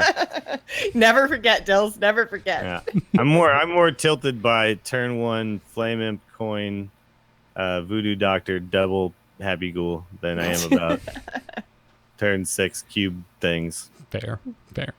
Well, let's see if we're concerned about Nether Soul Buster. Is he missing a hand? Damn it, no, he's not. It's a 3-mana 1/5 rare Warlock Demon with a battle cry that reads, gain +1 attack for each damage your hero has taken this turn. So, turn 3, this card sucks. Yep. I mean, But it is 5 health. Like, you can't take damage on your turn without doing something, right? So, turn 3, this card sucks. But, And it's a battle cry, so it's not a persistent effect, so it won't keep growing turn over turn, which is good. but turn 4, there's a card called Crystallizer. Deal 5 damage to your hero, gain 5 armor. 1/3. Then you play Nether Soul Buster, and it's a 6/5 for 3 on turn 4. Ooh, you figured it out. Yeah. Turn 5, you play Tap, and then you play a 3-mana 3/5. So for it's turn 5, so 3/5 is not great on turn 5, but you also drew a card. So, it's like it gives you a little bit of a refund on your drawing a card. Turn 5, you can also Spirit Bomb something, deal 4 damage to it and your hero, and then play a 5/5, right? So there's stuff here, man. There's stuff here. And it's a 3-mana minion, so I'm considering it for Zoo. I think Spirit Bomb might find a home in Zoo, where it's going to be the last Warlock card we talk about today. So I'm interested in the Buster. Yeah. So yeah, there's stuff here, man. Like there's ways to hurt yourself, and then this is a nice follow up to be able to turn that into things, right? Yeah. I'm, and I think it's a fair card. Like, man, if this was like a 0/6, where you could then buff it, but it's just like the 6 health makes it so hard to kill. I think that would make this much more dangerous. I think the fact that it's a 1/5 means it's not gonna completely overwhelm any opponent, but it's gonna be here's a bunch of power, right? So yeah, I like the card. I think there's very cool possibilities here, but it doesn't overreach in the power level, and you have to set it up, which is cool. It's a skill testing card. Yep. Soul Infusion is next. It's a 1-mana rare Warlock spell. It reads, give the leftmost minion in your hand +2/+2. Okay. 1 mana +2/+2 to only the leftmost. Like you can't choose the card. Keep going with the Mr. Mackey impression if you want. I mean, okay. Kyle, are you casting Soul Infusion, Kyle? Soul Infusion's bad. Okay. I think it probably is a bad card, but doubling imp makes it interesting, right? Friggin' double taunt, bro. Serenite Chain Gang makes it interesting, right? Mm-hmm. So, Double taunt, bro. double taunt, bro. Double Taunt, bro. Oh man, I like this card because it feeds into what we were talking a little bit about last week, with just the idea of them playing with the way that cards are in your hand, I think is really cool. Like just playing with that design space. I want to see them do more of that. And I think cards like this are kind of interesting when you're trying to manipulate the leftmost side of your hand, because that's draw dependent early in the game. But then the later on in the game that it gets, it becomes more and more like, what do I want to do in terms of managing the board? But what do I maybe want to keep on the leftmost side of my hand? And how can I potentially, like, what's the trade-off here of like trying to move a minion over to be the leftmost minion? Like, am I playing things I don't want to play, or, you know, can I make that sacrifice to make sure that Soul Infusion goes off on the right thing? Like, I think that that's an interesting design space to play around with. So I like that they're doing this. Whether it's going to work out or not, I don't know, but I like that they're playing around with it. I think this is really cool. I just feel like there's not enough cards right now that make it good enough. Yeah. Right now. No, but that's what I mean. Like this really feels to me like they're playing around with hand positioning and seeing how it plays out, how it works, how powerful it can be, or how underpowered it is to maybe potentially expand this design space going forward. And I think it's a really interesting idea, and I want to see them play around with it more. Jocelyn, do you think it's interesting? I'm curious about playing with this in Wild too, because then I can put in Serenites, Doubling Imps, and Doppelgangsters. Ooh. So, okay. You know, so I think just like one more card makes it way more viable, right? And Wild Zoo is still pretty freaking good, man. I also do think that the left minion is the correct one for this, whereas Stargazer Luna, the right one, is the correct one for that, right? So they did do the design properly on both of these cards. Yeah. Yep. I've been of the unpopular opinion up until this expansion that there's no reason they shouldn't just let us shuffle our hands. But at least now they're finally doing something interesting with the fact that we can't shuffle our hands. Well, Hearthstone's like the only card game where board positioning and hand positioning now matter, right? Like in Magic, your board, like they're literally whatever. They can be anywhere. It doesn't matter. Right? My board is a beautiful mess when I play Magic. Sure. And one thing, well, I mean, Magic, though, you kind of have to have it that way because, you know, when you're playing, you're constantly moving your cards around, right? Like, I block this, I block that. Like, it's just, I don't know. Mm-hmm. You can't really work it the way that it does here. Also, there's not a limit to your board, right? So eventually you just run out of mat space. So, but with only 7 minions being available, it's like it just adds another level of skill to the game, and I like it. And clearly, so just I not. think it's positive. You're not and trying using hard it enough. is good in card design. No. You run out of mat space. What are you talking about? You just take the table from the guys next to you and you keep adding tokens onto it in Magic. What are you doing, Dills? You just start stacking minions is what I end up doing. Yeah. You just have a bunch of names showing. Doubling Imp is next. It's a 3-mana 2/2 common Warlock demon with a battle cry that reads, summon a copy of this minion. Hey, here's something for Soul Infusion. So you get, no matter what, a 3-mana 4/4 worth of stats. Mm-hmm. Spread across 2 bodies. 2 bodies, which obviously Zoo likes. So we've got a demon hand buff, and we got a Soul Infusion potential buff for it. So I feel like people are going to mess with this. Also, Keleseth on this is mean. Yeah, oh yeah, and in any Keleseth Zoo, you can just play this for sure. Yeah. Mm-hmm. I'm wondering, since this is a demon and the Void Analyst is a demon and even the Nether Soul Buster is a demon, like I wonder if there is a straight up demon zoo deck that doesn't play Keleseth that is just as viable as Keleseth is. Possible, because if you don't play Keleseth, you get to play Homunculus, who's also a demon, right? Yeah, exactly. So I wonder if there's enough here to make some really cool demon things happen. Is the 4-mana 5/4 bro still a thing that buffs the demons on board? It's not, right? Don't think so. I think that rotated. Yeah. Oh, I know what you're talking about. But then you've also got Hooked Reavers. Yeah. That was a Gadgetzan card, I think. The Crystal Weaver, was that what it was called? There you go. Yeah.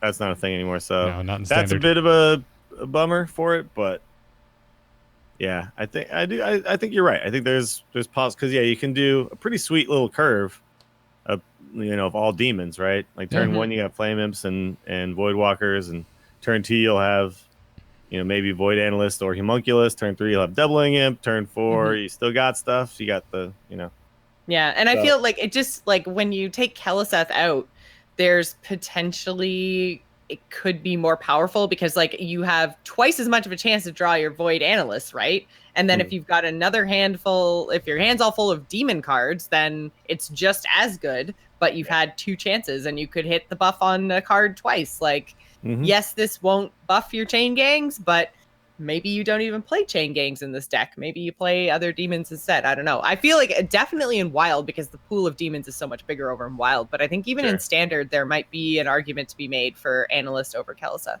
It's very interesting for sure. Yeah. Real quick, somebody in chat just said board position is also really important in Gwent, but I will never ever compare Gwent with any other card game because they just play so friggin' differently. It is, yeah, it's totally. I don't even consider Gwent when I talk about these card games, right? Yeah, Gwent is crazy. Killing your opponent like isn't even how you win. So yeah, completely different game. It's apples and oranges to every other card game in the world. Yep. Final Warlock card is Spirit Bomb, and it's a 2-mana common Warlock spell that reads deal 4 damage to a minion and your hero. Dills, this is what you were referencing when we were talking about Another Soul Buster, because, well, it deals damage to your hero. 4. So that would be a +4 attack to Another Soul Buster if you're comboing. Also, this is a way to, activate your 4-mana 7/7s. It's to me, I actually kind of wish this card went face. To be fair, I wouldn't mind. Just deal 4 damage. Period. Yeah, just deal 4 damage and 4 damage to your hero. I wouldn't mind that. I don't know. I mean, I guess maybe that could be broken, but this seems really good. Anyway, this does seem really good. Either way, I think 2 mana deal 4 damage to something. It's cheap enough to really help you swing board. I don't think it could have been 2 mana if it went face. It's a control deck though, because we do see 3 mana deal 4 go in and out quite a bit, right? Shadow Bolt, that's going in and out depending on what you're really worried about killing. 2 mana deal 4 is better, and you don't oftentimes care about your face. Yeah, and as a matter of fact, some Warlocks even want to heal their face now to, do healy things. Yeah, no, and there's more incentive than ever to have damage to your face because of Hooked Reaver. So, yeah, this is a good card. I think it's a very good card. Yep, I like Spirit Bomb. Even though my first thought is Dragon Ball Z, and this looks nothing like that. All right. I'm wondering if I opened any Spirit Bombs. I did. Sweet. It's a common. I would hope you would with how many packs you opened. Yeah. And it's a common. So, yeah, I should have it. But. Yes, I appear to be sitting on 14. All right, let's move to Warrior. This is the final class cards we'll be discussing, starting with Dynomatic. It's a 5-mana, 3/4 rare warrior mech with a battle cry that reads deal 5 damage randomly split among all minions except mechs. So it will not damage itself. It will not damage your own minions if they're mechs. It will not damage your opponent's mechs. So you're taking a spider tank and attaching 5 conditional damage. The Mage spell card. Cinderstorm. Cinderstorm, yeah. You're attaching Except a Cinderstorm to it can go everywhere and it can't go face. So something less than Cinderstorm. Yeah. And Cinderstorm costs 3. I mean, maybe this is a good deal for 5, maybe. But I doubt it. I doubt it's a good deal. I think it's a bad deal, and I think it's probably bad. But you will sometimes when you play Dr. Boom and you discover a mech, you may discover the Dynomatic, right? Yep. Yeah, that's the only thing to consider with cards like this. Yes, I'm with both of you. I think this is a bad card. Yeah, it's probably bad, but it'll happen. Yeah, well, there may be scenarios where you're like, oh, thank God I found the Dynomatic in that Discover. It's exactly what I needed right now. Yeah, there will be definitely times you're like, this is exactly what I need right now, right? Like, I'm playing against Odd Paladin. I need Dynomatic. Let's go. Bang. Yeah. But I don't know if this works in a straight up mech warrior deck. I don't know if I put it in, right? Yeah. Sometimes I end up with it, but I don't think I put it in. Yeah. Giggle. Weapons Project is next. It's a 2-mana. Wow, that took me way too long. I apologize. 2-mana common warrior spell. It reads each player equips a 2/3 weapon and gains 6 armor. I like this one. You get to swing first. You do. It's not so. On the stream, they kept talking about how you can use it to kill opponents' weapons. I still feel like I'd rather just play an ooze to kill opponents' weapons. You know. But one thing I do see with this is I can play Harrison Jones, and then if I play against a non-weapon class, sometimes I can just get a 2/3 weapon myself and then draw 3 cards too. Yeah. So I kind of like it if I'm just going to play Harrison in my deck anyway, and I'm playing Control Warrior. That seems kind of fun to me, right? Yeah, thinking of it as weapon removal is I don't hate it, because you remember when we were all playing Tinkmaster before he was nerfed, and I think we were on the show, and I was like, I don't get why this is good, and I think it was you, Dills, or like, Garrett, there's scenarios where a 5/5 minion is a better case to be dealing with than whatever that minion was before. Yeah, and it's kind of how I feel with Weapons Project. It's like, yeah, I'm giving them a weapon, but you know, if Skull of the Minari comes back, cool. I'd much rather them have a 2/3. Plus, I get the 2/3 and the 6 armor as well. So people in chat keep talking about Recruit Warrior. I don't run ooze, I don't run any removal. I don't care about your stuff in Recruit Warrior because I'm just going to play massive stuff.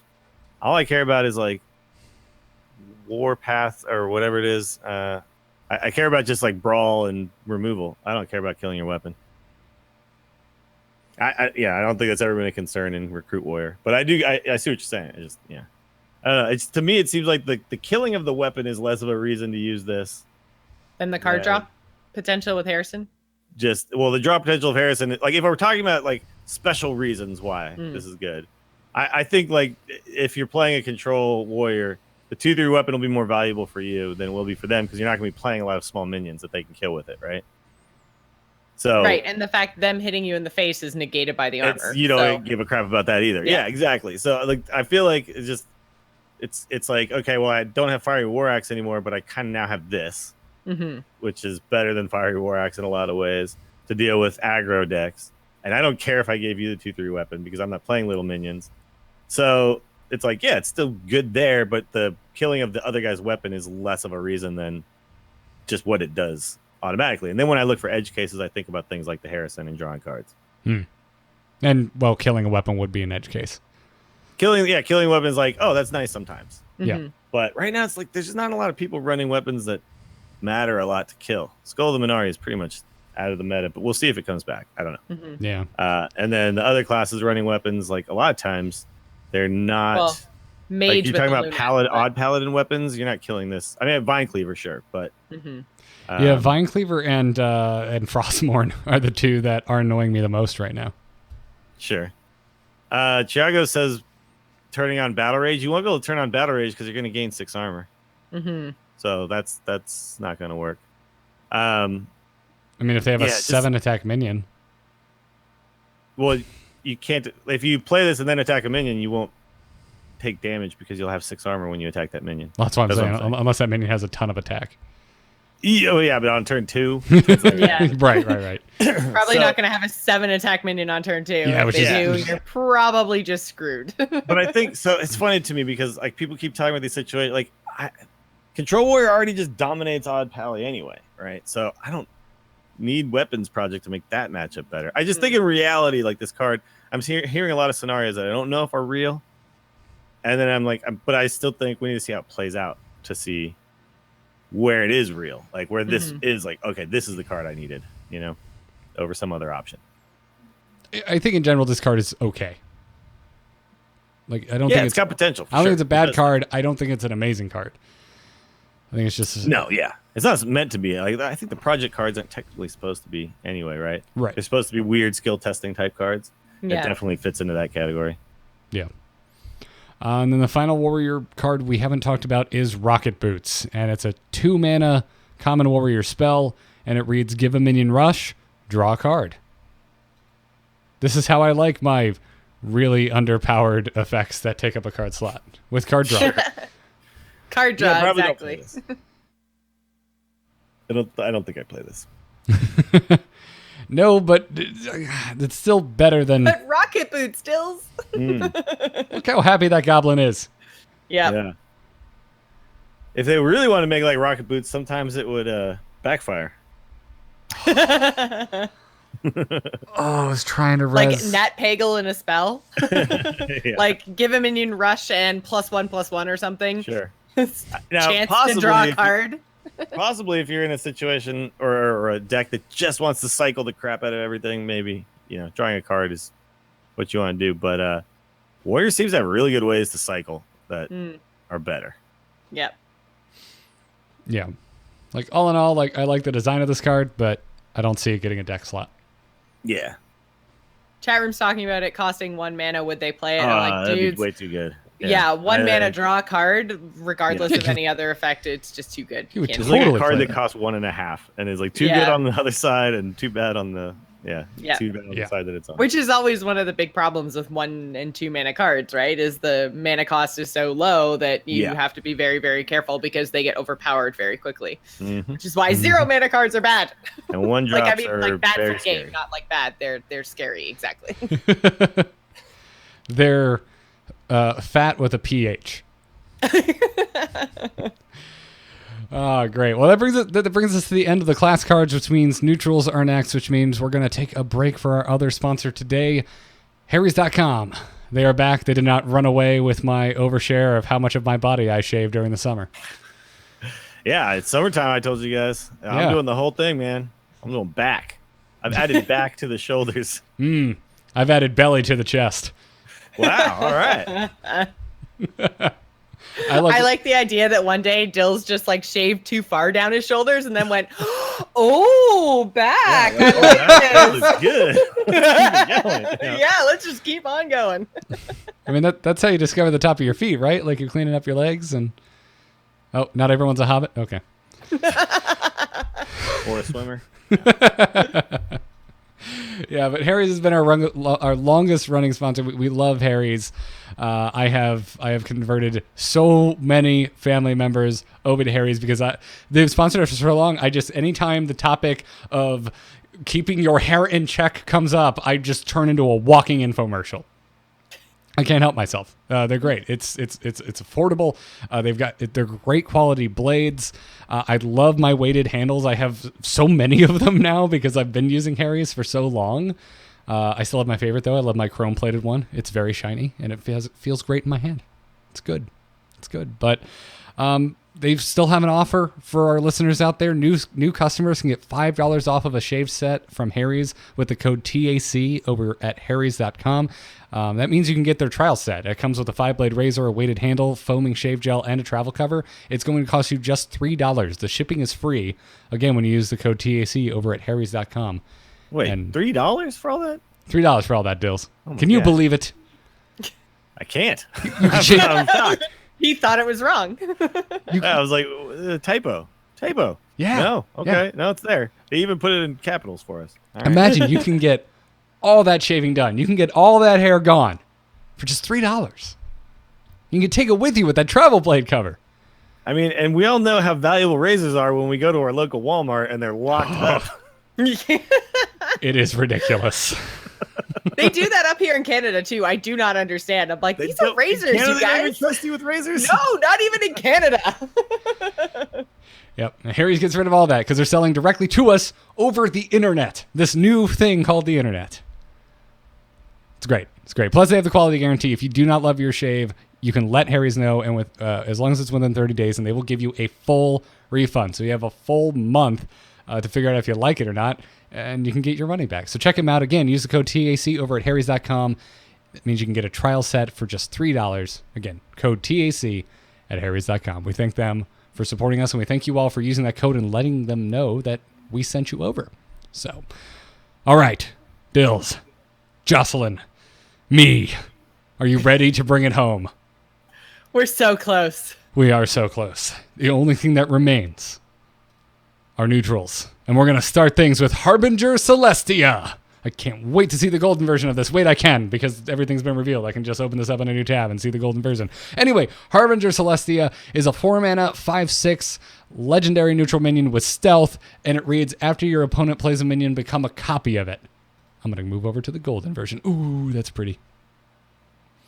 This is awful. But Dills, she wanders realities, taking on many forms. One was a unicorn princess. This card was made for me. Oh my I god. don't care if it's terrible. Oh my god, it is. That is the flavor text. Yes, I didn't make it up. Did you just find that out at this moment, or did you come prepared to give a call out to the unicorn flavor text? Okay. So, just making where's sure. the unicorn princess card though that this can turn into? That's true. That is what's missing. They gave you unicorn gave you the princess. harbinger without the unicorn princess. That doesn't seem fair. Maybe she's coming because this is a harbinger. So announcing the arrival of said unicorn princess, which is coming in the next expansion. Oh my god, the next expansion no, this confirms next is the year of the unicorn. Illuminati confirmed. So you heard it here first, and every episode of the last 2 years that unicorns are coming. Yep. Oh man. Yeah, this card is not great. It's not great at Yeah, all. the problem is your opponent could just be like, "Oh, cool, 4-mana thing. I'll just make it a 1/1 or something." I don't know. It's very strange. If it kept its stats and just became like copied the text of the minion your opponent played, sure. Yeah, that's the thing I'm looking at. I'm like, wait, it's a 5/6 for 4. That's great. I don't want it to become a copy of whatever. I want it to opponent be plays what it next. is. Yeah. Yeah. Yeah. This is such a weirdly bad card. It's the most uniquely terrible card I've ever seen. So okay. Yep. It is true that you play it, you can just leave it there, forcing your opponent to never be able to play some big ass minion. Mm-hmm. Okay, sure. It's not how Hearthstone works. But I don't know if I want to. Yeah, I don't know if I want to do that. And it just allows your opponent to eventually find a way to kind of get rid of it. But if there is a use, that is it, right? Mm-hmm. Like that you can play it, and then your opponent's like, "Oh crap!" Like, what if they're like Big Priest or something, right? But Big Priest is like, "Well, I summon it without playing it." So Yeah, it's not considered a play, so it doesn't. You don't get the copy anyway. yeah, it's interesting. It's interesting. Plus, if you're playing really big decks like that, you're probably playing a bunch of big things. So what does it matter if your opponent gets one of those big things? Yeah, it's and also, if they, I don't know, man, I don't know. That's a super specific case. If your opponent is literally running only big minions against or only the spells, latter, because that ain't gonna work. yeah, I was gonna say or spells because chat room's bringing up Spell Hunter, so they can never play a minion to make this anything but a 5/6. Yeah, but Not- they can also just deadly shot it. They could, yes. That too. Yeah, not wrong, but I also don't want to play a card specifically to counter one specific edge case archetype. Mm-hmm. Now, sometimes this card will become a minion on the board because of things that turn things into other things, or summon 4-cost things, summon or stuff legendary like that. minions, or Create That legendary kind of stuff will happen from minions, time to time. evolve 3 mana minions. Mm-hmm. Yeah, it's possible we'll see her. Yep. I hope somebody figures out how to Let's do something see. cool with her. But Okay, and wild, sometimes this will pop out of a piloted Sky Golem. there you go. Ooh. Okay. In wild, sometimes you'll Iron Forge Portal and you'll get Harbinger Celestia. Wow. It's too bad that this doesn't work almost like a Shifter Xeris works, but where you can just leave it on there the chilling? board, Oh, where that'd you be can so just leave rad. it there Something you want. stealth, and it Yeah. just kept changing as your opponent played minions. That could maybe be interesting, but the fact that like as soon as she turns into a copy of whatever your opponent plays, then it's just that minion, right? Oh, And it's not stealth anymore, and right? it's not Yeah. stealth anymore. Yeah, it just Yeah, becomes a it is copy of whatever that whatever thing gets is. played. Yeah, so I feel like it's yeah. No It could bueno. be really cool if it kept shifting. That would be neat. Before you finish that sentence, I was thinking it became a copy of a card in the hand of your opponent, and that I think is supremely rad. Because then the biggest issue is that your opponent has all the control in the world to play around it. Yeah. Yeah, they kind of... Anytime you're taking the control out of your hands is generally not good. Yeah. So, sorry, Harbinger Celestia. You are awesome looking, and obviously you win the flavor text as far as Jocelyn is concerned. But Yep. And I mean, I was talking about the Void Dude last episode about how it was like my favorite card art and it was all pink, purple, and blue and just like obviously made for me. Yeah, I'm changing that. This is my favorite card art. She's made for me. If I could just be her all the time, if I was better at cosplay and body paint, I would just be her all the time. But yeah, she's kind of a crappy card and that makes me really sad. all right, Holomancer is next. It's a 5-mana 3/5 epic neutral minion that reads after your opponent plays a minion, summon a 1/1 copy of it. Okay. saying Nah. all the things we just said about Harbinger Celestia. Yeah. Yeah. Too much control in the hands of your opponent. And you're paying 5 mana for a 3/3. I mean, yeah, your opponent can kill it before they play anything that matters most of the time, and at best you're getting 4/4. They're never going to give you a good effect, right? Mm-hmm. Yeah, there's a good chance that you just get a bad 1/1 copy with no text that's meaningful. So.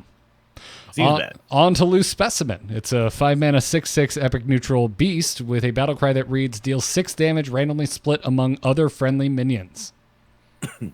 So it's a beast, and if you've got nothing else on board, this is cool. 5 mana 6/6. Yeah, 5 mana 6/6 when you have nothing on board is awesome. But Yeah. usually the game doesn't play out that way. But Yeah. sometimes it will, and sometimes you'll get this as a choice on Rexstar, right? And you will not have something on the board, and you can just attach 6/6 to something.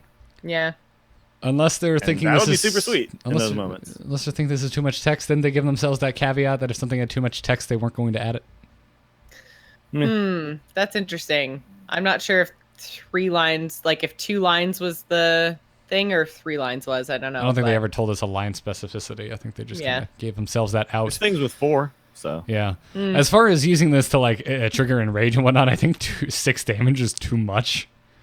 Like a lot of the lot of things are just problem going is to die. that triggering things and dealing 6, sometimes you just kill the thing you're trying to trigger. Yeah. And people Although talking with about eggs, I goblin think- bombs, goblin bombs might be the edge case for this because that was maybe. one.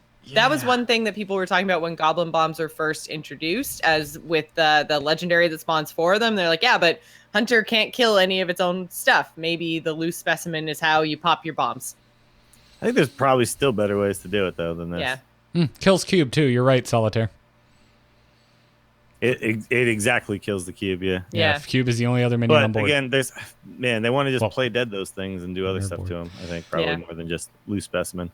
Yeah, but the having this as a consideration for a mech hunter include because of bonds bombs is interesting. I actually like that idea quite a bit. Yeah, and the chat room's also saying Void Ripper's better, and that's true. There are potentially like single better cards, but if your whole deck revolves around creating as many bombs as you can and then popping them as many times as you can and copying them as many times as you can, maybe you need more than just 2 cards to do that. Maybe you want to include this as another way. Mm-hmm. Plus, I don't know, because I don't know what the Goblin Bomb deck looks like yet, but this might be a consideration in that deck is all I'm saying. Yeah, and if you're trying to kill, like if you're running the bombs, you're trying to pressure your opponent. Loose Specimen being overstated for its cost pressures your opponent. Mm-hmm. So, yeah, I'm liking this So more maybe, and more. The way maybe. Yeah. Of course, tomorrow could come and Goblin Bomb Hunter might be the worst thing ever, and this is all for naught. But this is the fun bit about talking about cards we haven't played with yet. Mm-hmm. Unless you're Dills, he has played with some of these cards, but but Yeah, not this with. card I played it sucked. Moving on, the Crystallizer is next. We have referenced this card today already, right? It's a 1 mana 1/3 epic neutral minion that has a battle cry that reads deal 5 damage to your hero, gain 5 armor. This card is awesome. This is nuts for all the zoo, basically just all the zoo conversation we had. So yeah, it damages you so that you can then heal to do happy ghoul things. It damages you so you can play 4 mana 7/7s. It damages you so you can Battle Rage. Yeah, it damages you so you can battle rage. Sure, it like taking damage is not always a bad thing. It damages you so you can do healy stuff with priest if you really want to. Like if you take advantage of your hero power in some cases you can't. I don't think that's where it happens, but I also think you can do stuff with the armor gain like shield slam, spell stones, and druid. There's all sorts of things you can do with this. Mm-hmm. So I don't. Yeah, this is Druid and Warlock spellstones that could potentially interact with this card. So taking damage, taking activate damage spellstones and gaining armor. Yep. So there's stuff here, man. Because like the technical health gain loss is neutral. It's 0 essentially. So there's ways in the game to take advantage of of not having a lot of health and also of having armor. So, wow, cool. And it's on a 1/3 body for 1 mana, so you can combo it with lots of things. Yeah, it's not a downside. It's all upsides. Yeah. Yeah, exactly. Like, where's the downside on this card? There isn't. This is just a great card. Yep. And great hand. I like that it's neutral because I want to be able to try this in lots of different things and do different ideas with it. So, Yep. Spark Very Drill is next. Oh my god, I didn't notice before. It's an actual Spark driving a drill mech. That is adorable. Spark Drill is a 6 mana 5/1 rare neutral mech that has Rush and a Death Rattle that reads add 2 1/1 sparks with Rush to your hand. This is the card you were thinking of, Dills, that adds playable rushes to your hand. Or not There's rushes, 2 sparks. Neutral cards that add Rush sparks to your hand. And this is one Spark of them. Engine is the other one, right? Yeah. 6 mana clear something with 5 health. Gain 2 of these Rush sparks. Possible. I do think that in Arena you've got some potential here. It's also Is worth this, like, noting. removal? It's also worth noting the discovery in the Warrior and the generation of random mechs in Hunter. That's true. Yeah. You'll discover this as and you'll generate mechs and stuff like that. Yeah, for sure. This will happen on the ladder. Yeah, and it'll definitely happen in Arena. I think this is just not good enough to warrant a deck slot, but I think it's good enough to not want to throw a fit when you find it randomly. Yeah, it's super close. Yeah, it's on the edge. Unpowered Mauler is next. This is a 2 mana 2/4 rare neutral mech that reads can only attack if you cast a spell this turn. Meh. 2 mana 2/4 is not that great, and you got to cast a spell every time. Yeah, this is kind of boring. Yeah. When I compare this to what was the card? There was a card that you could only attack when you attacked, right? Yes. And it was a 3 mana 4/4, I believe. Maybe I can't remember what the exact stat line on it was. I can't even remember what it's called. But I'm yeah, sure Chad that will was. know in a We're- second. Yeah. Reaching But, a critical mass of Hearthstone cards where my brain is really starting to struggle to Yeah. remember all of the There's cards. that so have been many made. Hearthstone cards now. But that card, like, I remember people trying to 3 mana 3/5 is what it was. That's right. It was a 3/5. And that card I remember seeing some people mess around with in Rogue here and there. But it never really did much. And the thing is, like, in Rogue you can just kind of for free get the attacks going. Whereas this you spend a spell every time, so that seems pretty expensive for that. Yeah, for the effect. I think we're seeing these stats because it is neutral. I think if you went a little bit further in either the health or the attack, that it would be too much for spell-heavy classes. Yeah. But that if they threw this into maybe a not as spell-happy class, that it could have had more powerful stats. Yeah. So, Yeah, I just think not quite good enough. Yeah. Boo. Boo. boo. Okay, cool. Spark Move on. Engine is next. We just talked about it, but we didn't actually say what the card is. It is a 2 mana 2/1 rare neutral mech with a battle cry that reads add a 1/1 spark with Rush to your hand. And the sparks are not mechs. The sparks are They're elementals, elementals. right? Yeah. Yeah. So Correct. you'd you'd want to play it in an elemental deck maybe, but then the thing that makes it is a mech, which makes thematic sense. Like if you're a big giant metal robot, you're probably gonna spark sometimes. So I get that, but I don't think that there's an elemental mech deck out there anywhere I just want to know what where you terrible. need both these tribes. Yeah. I don't think like a dual tribe works, or at least I haven't seen enough cards to make me believe that it works. Mm-hmm. I again, it's like sometimes you'll pick it in Arena. Yeah. Sometimes. But like this, a 2/1 body for 2 is so bad, man. So Mm-hmm. freaking bad. Yep. So bad Bull- that even the 1/1 spark doesn't make up for it at all, right? And you have to 'Cause pay for the it's still- spark. So Yeah, it's still gonna cost you what 1 mana, I assume, to cast. 1 mana, so, yeah. Yep. yeah. Yeah, I don't like this card. I love the art. Don't like the card. Bulldozer is next. It's a 9 mana 9/7 common neutral mech with Divine Shield. And amazing art. It's good. It's, It's very a bull with a bulldozer smooshed together. It's awesome. good. Its horns is the yeah, it's the front of digger part. the The scoop. the scoop. Yeah, it's good. Other than that, this kind of, I don't know, what was it like? Was it Force Tank Max? Was that the old big Divine Shield mech in GVG? That was a Yeah. 7/7, I want to say, for 8, maybe. Yeah, it wasn't the exact. It's not exactly the same, but that's what this card reminds me. Yeah, that's definitely reminds you of that card for sure. That card became. This is an arena card only for sure, but I also think that arena has changed to the point where this is probably not good enough anymore. It was the Force Tank Max was an 8 mana 7/7 with Divine Shield. Yeah. This being a 9 mana 9/7 with Divine Shield, it's like I feel like the big minions these days in arena have Death Rattle fill the board, Death Rattle summon 3 things. Like they do better big things, crazy things. Yeah. Yeah, this isn't gonna see the spotlight as much as the Force Tank did at the time. Yeah. Now, however, sometimes you'll play a game and you're gonna be like, okay, we're in top deck mode, back and forth, and bang, drop a bulldozer, and the other guy can't kill it, and you just win. That will happen sometimes. Yeah, but there'll definitely be times where it's just the best pick in your draft, but it's not that exciting. Or the best pick in your discover somehow, right? Yeah. If you're discovering mechs, and this goes in all those pools. And again, think Warrior about Hunter. like Kraken, right? Like Force Tank was just in a time where it was just so hard to kill. Yeah. Kraken was like 9 mana, like And kill a even thing then- and play a 9/7, right?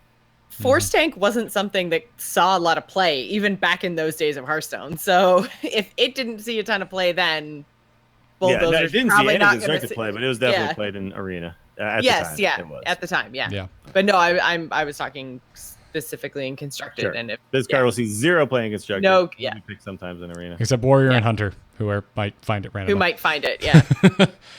Damaged Stegotron is next. It's a 6 mana 5/12 common neutral mech with taunt and a battle cry that reads deal 6 damage to this minion.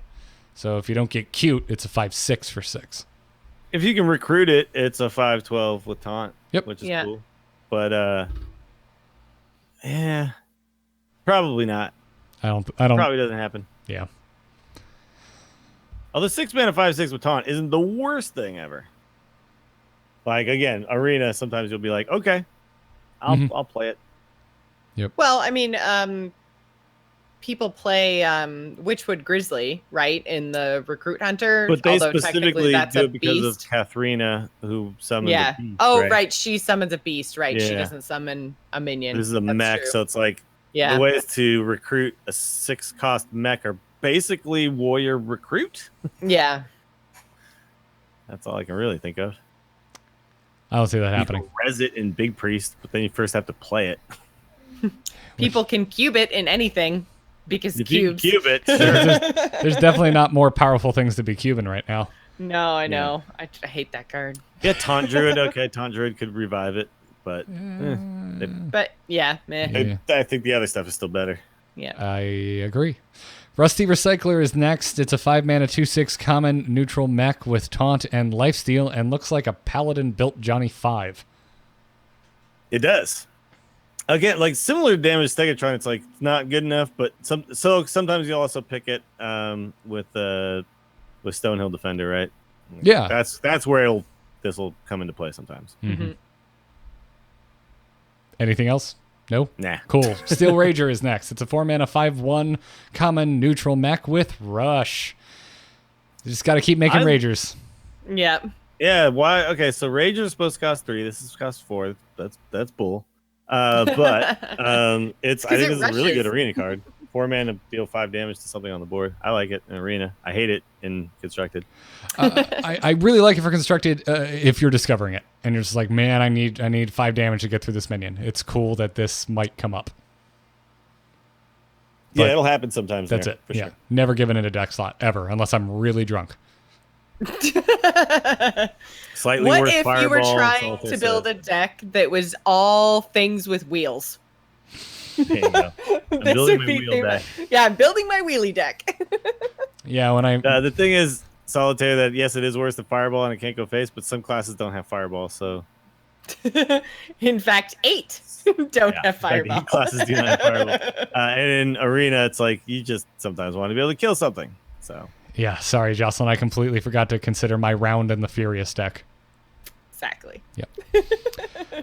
Piloted Reaper is next. I got very excited because the word pilot is here, and the piloted shredders were very popular in GVG.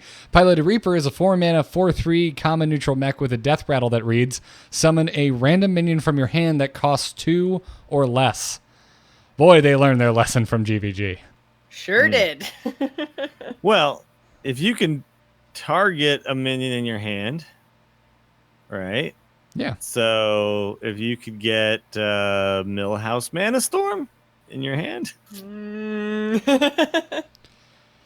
yeah, Seems a little reachy. Yeah, it's scary because then what do you do? You just keep holding. super reachy. 'Cause But I'm just that's like the worst case scenario basically. Everything outside of that is whatever. Yeah. It's not terrible, but it's not that exciting. It's not that exciting to be deploying a 2-mana minion after turn 4. It seems like I could see like some sort of a mech zoo thing or something where, yeah, you're just trying to dump stuff onto the board, and this kind of helps you do that. And if you're playing like a mech zoo paladin type thing, it helps you with divine favor. I'm like trying to find a thing. Yeah, I just honestly, it's just not really there. Warlock doesn't have any other mechs being added. Like, there's no Warlock specific. No, I don't it think would you're have playing to Warlock be- mech zoo. Yeah, if No, you're playing you'd have to be another with zoo. mechs, it's Yeah, paladin. be warrior, hunter, or paladin, right? Would be the kind of 3 potential options because they have all the magnetic mech stuff. So And I don't think all hunter of and it, but warrior are doing a zoo style mech thing. It's Yeah. paladin who's doing a zoo style mech thing. So, but yeah, if you're like it's just like I need to make sure I have mechs on the board. Yeah, all right, maybe. Yeah. I mean, it is a sticky thing on turn 4. Yep. So Explodinator is next. I love the name of this card. It's a 4-mana, 3/2 common neutral mech with a battle cry that reads, summon 2 0/2 goblin bombs. so maybe hunter if that's a thing. If Goblin Bomb Hunter is a thing, sure. Yeah. Even if it is, I'm not sure you put this in your deck. I think you might just be No. getting this off of the chip spell. I don't think that it's Goblin Bomb Hunter. I think there's just Mech Hunter that has some things where Goblin Bombs come out, but not just like everything that says Goblin Bomb. Yeah. You know what I mean? Yeah, exactly. That's what I'm I thinking. think that's the deck. Like, maybe you find this because you're generating some random mechs, but I don't think you put this in your deck. Yeah, and sometimes those mechs are Goblin Bombs, but yeah, I doubt it's a thing. Coppertail Imposter is next. This might be my favorite art of the set. Oh, man, that's good. It's a 4-mana, 4/4 common neutral mech with a battle cry that reads, gain stealth until your next turn. Yeah, weird. So basically fact that just it just doesn't- automatically unstealths regardless of whether you attack Yeah. with it or not. Yeah. That's basically what's going on here. Is it just doesn't keep stealth until you attack. It just Right. has stealth for one turn. But also, if you were to pull it somehow without, if you were to summon it, you wouldn't get any stealth at all. Whereas Right. other things do have it. So it's the downside, basically. Play it in your Shutterwalk deck and then give your Shutterwalk stealth. Yeah, I don't know. I was thinking the only time I would consider putting this in on purpose is if I really, really, really want something to survive a turn to buff it in my buff mech paladin. It's a mech, so yeah, it's a mech, so you can magnetic to it. Yeah. That's basically the thing here is that it gives you a body that's likely to be there for magnetic stuff next turn. Yeah. I do think that it's a decent card in arena because 4-mana 4/4 that'll probably be there that you can do stuff with next turn is fine. Yeah. And it only gets better if you actually end up picking up any magnetic or buffs. Yeah. Oh yeah, play this on turn 4, War Geared on turn 5, you get a 9/9. Bang. Bam. Bam. Brainstormer is next. A 3-mana, 3/1 common neutral minion with a battle cry that reads, gain +1 health for each spell in your hand. So if you have 3 spells in your hand, you get a spider tank. Yep. Yep. With no tribe though. Well, with no try. Yeah. Yeah. Her art is cool. Yeah. Engineering goggles always win points from me. I just don't see a deck where you're consistently having that many spells in your hand on turn 3, which is really where you want a stronger than average 3-drop, right? To start making early game value trades. So probably not. Yeah. And in arena, it's going to suck because you just don't pick enough spells. Yeah. Yeah. And it gives your, yes, you're right, Bamilia, it gives your opponent info, but I mean, Yeah, it just tells them how many spells you have. Yeah. I don't think that's the lowest downside of this card. Spell Hunter? Spell Hunter doesn't want any minions. You keep saying Spell Hunter. Don't think it means what you think that it means. Yep.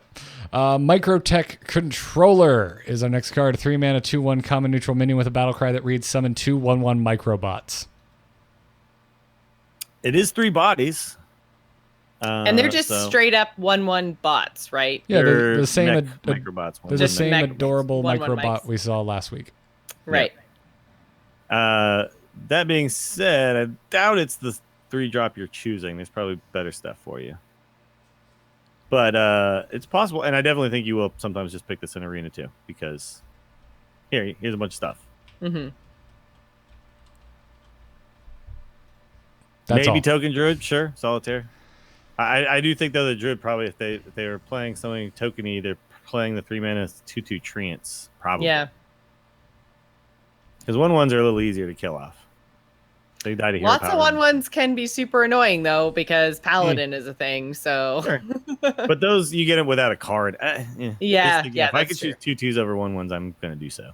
yeah. Yeah, I'm not thrilled with Microtech Controller. Nah. As much as I want to summon microbots because of the art. It's another Arena card. Yeah.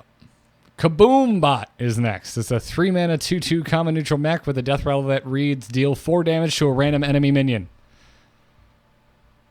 This one could be kind of cool if you're going for a magnetic mech deck. I like this more than Microtech Controller. Sure, but I also like it less than any of the other 30 cards I want to put in my deck, and so I'd probably just put it in Arena cards as well. I wish it was 2 mana and did less damage. Well, there was the 2 mana 1/1 that dealt 3 elemental, right? And that only saw play in Arena. This feels very similar and probably only sees play in Arena. Yeah, and Fiery Bat is the only one I can think of that has seen play, and that was 1 mana. Yeah, yeah. So it just needs, it's expensive for Little what it's too doing. expensive, yeah. A little too much to pay and a little too easy to play around. Bronze Gatekeeper is next. The 3 mana 1/3 common neutral mech with magnetic and taunt. So it can be a 1/5 taunt buff, in addition to just being played as a 1/5 with taunt for 3 mana. This is in a lot of those deck recipes, but I don't think it's this is a Blizzard deck recipe card. Yeah, Player-based deck card. yeah, it feels like a demo card. Like, this is how magnetic works. Sure.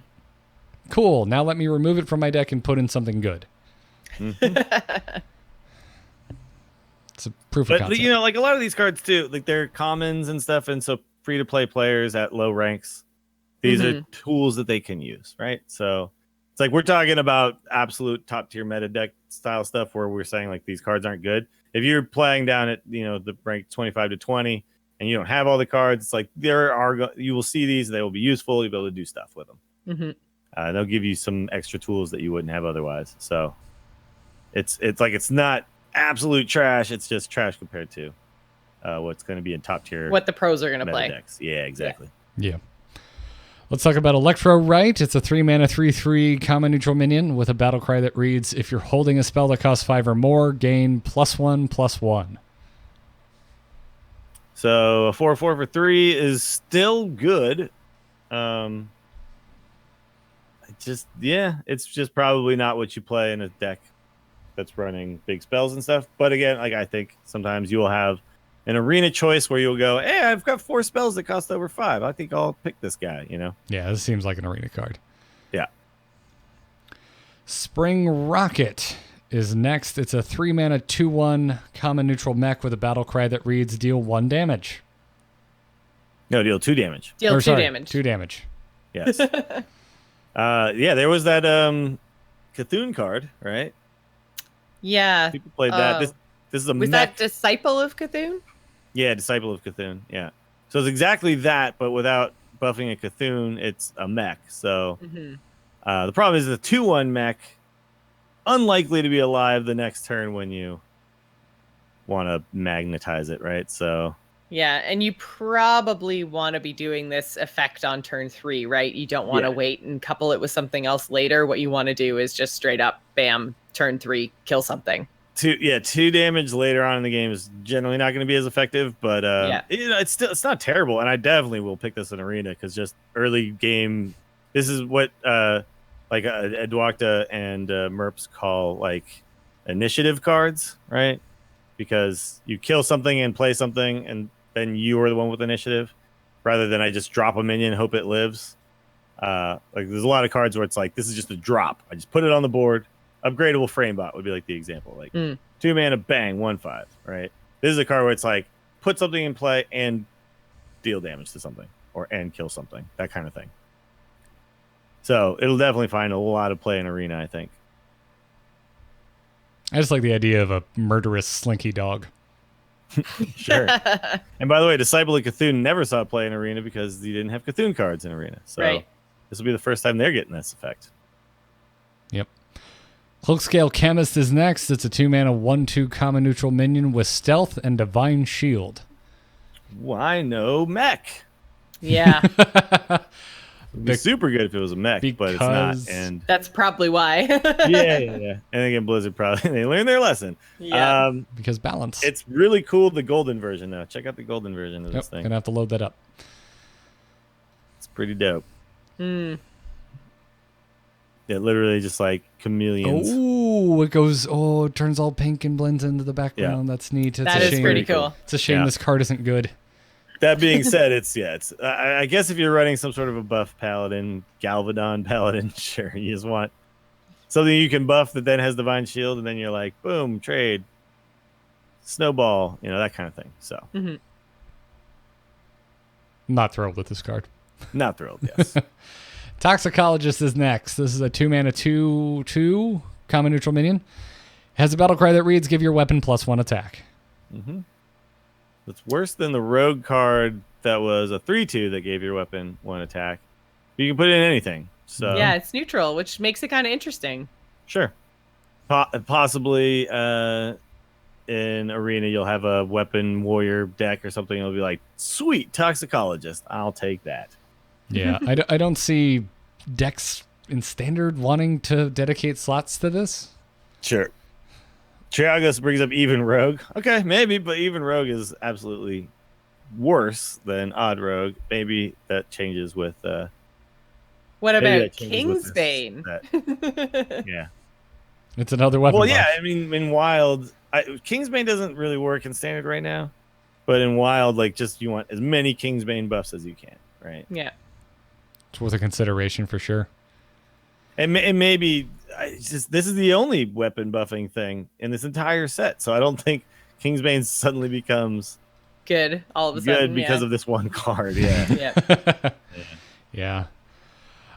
There's no way I can do this justice, so I'll ask Jocelyn, what is the next card? Whirly Glider. Oh, God. Oh, that did not disappoint. She's pretty adorable. She is so happy to be flying her whirly glider. Yeah, and I don't normally find goblins cute, but this goblin's pretty cute. Damn cute, yep. Anyway, Whirly Glider is a 2 mana 2/1 common neutral minion with a battle cry that reads, summon a 0/2 Goblin Bomb. More Goblin Bombs. Sadly, not a good card. You can't boo Whirly Glider. Look at that face. Yeah, you just can't. Oh, where's your heart, Dills? Yeah. Nothing to say on this, right? I'm just booing the numbers surrounding the artwork. Numbers and words surrounding the artwork. I don't hate you. I just hate your numbers and words. Yeah. Words, man. I just hate what you are on the inside. Oh, man. I am so happy that this next card has the name that it has because it's called Skaterbot. And it said, see you later, bot. It's a 1 mana 1/1 common neutral mech with magnetic and rush. It doesn't have rush, it has Avril Lavigne.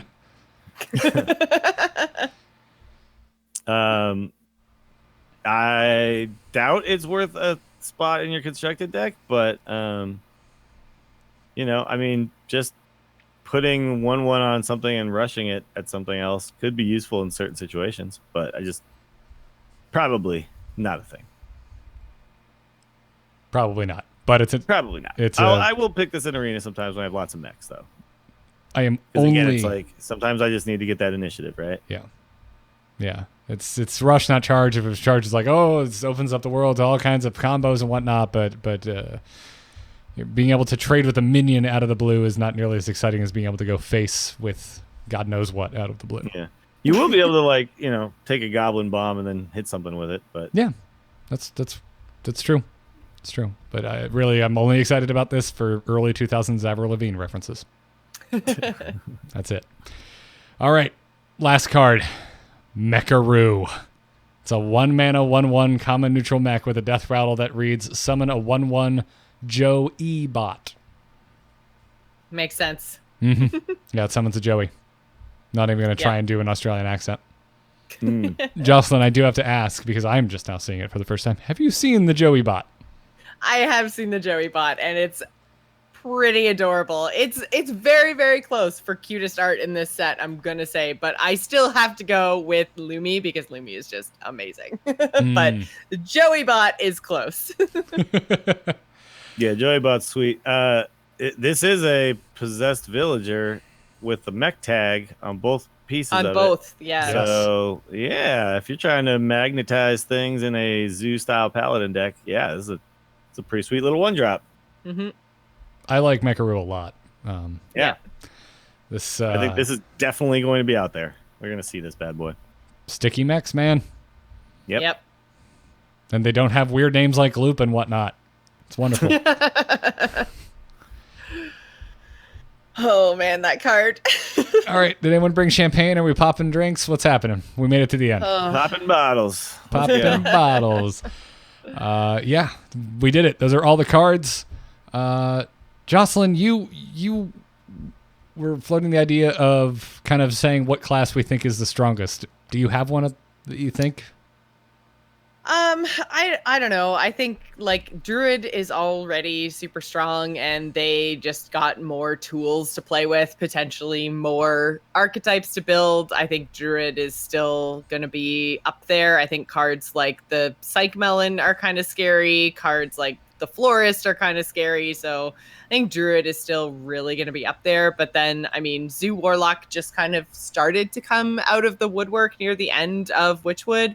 And that's another class that got a whole lot of help. So, or another archetype, I guess, that got a whole lot of help. So I think Warlock is another one. Like, I don't really see anything that's going to like flip the tables on the meta necessarily. Although we did start to really see Warrior drop off in terms of competitive tournament play in the last few tournaments. And I think that the addition of Dr. Boom is really good. I think Dr. Boom's going to do for Warrior what Hagatha did for Shaman, which is, give it a competitive archetype and kind of bring it back up in competitive standings in terms of what archetypes are being played.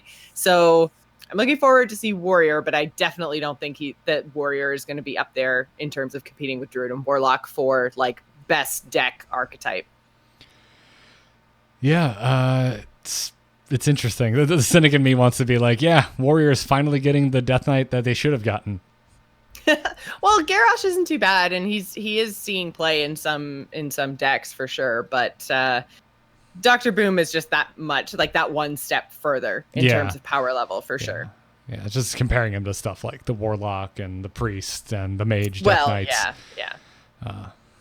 It's never really took off for me, but that's a good summary as far as what I'm thinking. I'm the most afraid of Druid.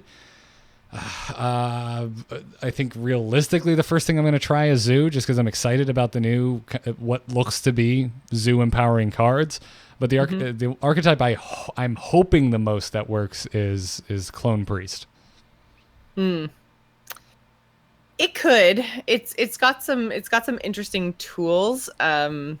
It's I think gonna be that's probably gonna take a while to figure out, I think.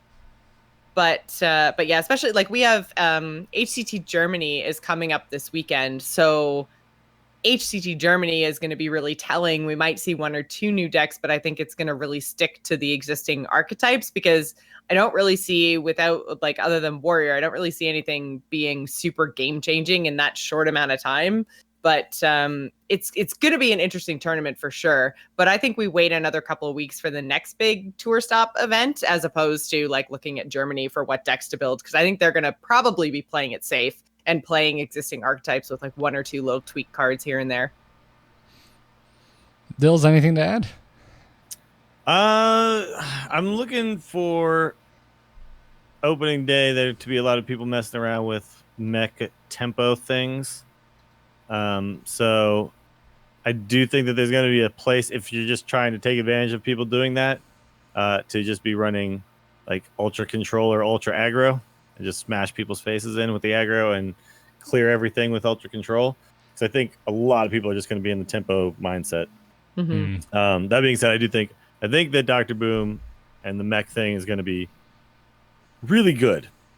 We've seen it so far already. A couple times we saw it on the Saturday stream, and once it's played again, it's like it's a one of, and you have to spend 7 mana to play it. But once you play it, oh my god, just being able to rush your mechs like without the hero power, even without the hero power, it's like just being able to rush all your mechs. Yeah, is friggin' crazy. So hopefully, I mean, Warrior's been kind of absent in the Witchwood meta, so I'm totally okay with that. I do think Warlock and Druid are still going to be the top tier classes, but yeah. And I think there's going to be a new Mage archetype, which is fun too, because Mage has also been a little bit like I still think that Tempo Mage is a deck that sometimes you go up against and you're like, I can't beat this draw because of Mana Worm. But they lost some tools and they're not nearly as good as they used to be. And I think if they find another archetype, they could be a lot of fun too. I don't know what that archetype is, but it's in there somewhere. That collection of cards is very interesting. Mm-hmm. I think you're right. I think Mage probably got the most kind of unique and interesting set. I don't know if it's powerful, but it's definitely kind of cool and is going to take some tinkering. Do they all go together, right? Yeah, exactly. Yeah. Or is this maybe 2 archetypes that have kind of got scooshed together? I don't know, but and I do feel like Shaman still just Shudderwalks or even Shamans. I don't know. I don't know if the elemental stuff is enough. And then Rogue, I think people are gonna mess around with some things because of Lab Recruiter, right? So, and Myra's unstable element. Unstable element, I think is going to see some play and is going to be an interesting card. So, but I don't know if it really is its own archetype. It might just be something that you throw into. You throw into any rogue you get. Exactly. Right? Yeah. And you just hold on to it until at the end you're like, okay, just draw the rest of my deck and win. Right. Yeah, exactly. So I think, like if you're looking at even like Miracle Rogue, like they want to draw out all their spiders. Like it is very much like a late-ish game card that you're just like, okay, I just need to find the last 2 eviscerates in my deck, so let's go. I want to draw my last 10 cards, hope I don't burn them, and then boom, damn, you're dead. Like that's the kind of stuff you're. And if you have Lab Recruiter, that's the way to not die to fatigue. So I think it's there. Yeah. Well, but awesome. I'm just super excited about that. I'm excited about Arena. I'm excited about Wild. There's a lot of ideas I want to test out in all the places. So tomorrow's going to be a long day.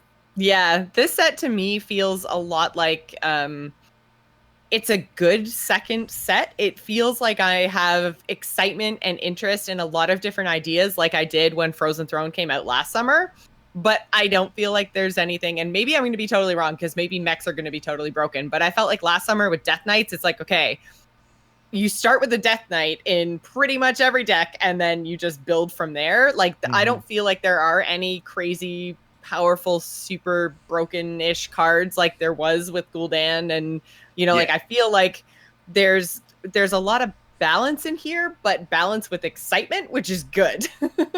Yeah. For me, it's a good mix of like obvious things to go and test and things like Mage, where I'm just like, I don't know what to build here. Yeah, sure. Like I'm putting these cards in. Now what? Yeah, exactly. And that excites me. Like I liked Death Knights, but it was one card, and it's like I just want this card and I just want to play around with it. Everything else we'll figure out what the deck looks like.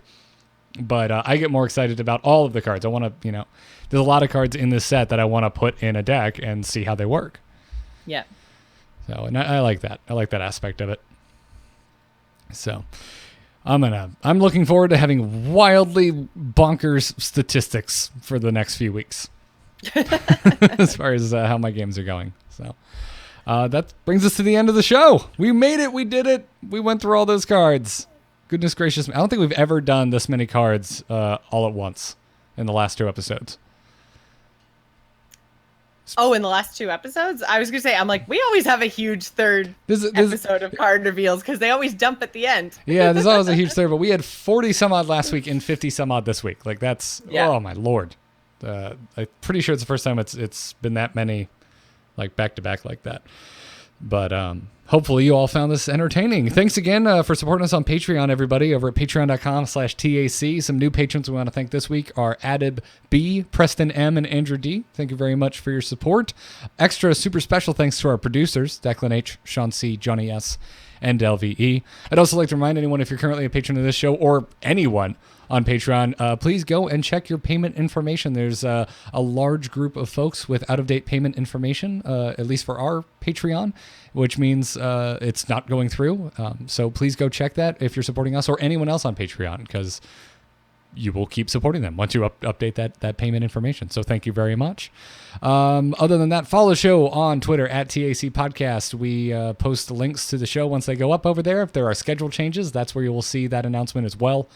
Other than that, the whole back catalog can be found over at amove.tv if you want to go on an Angry Chicken spirit journey and watch over 5 years worth of episodes.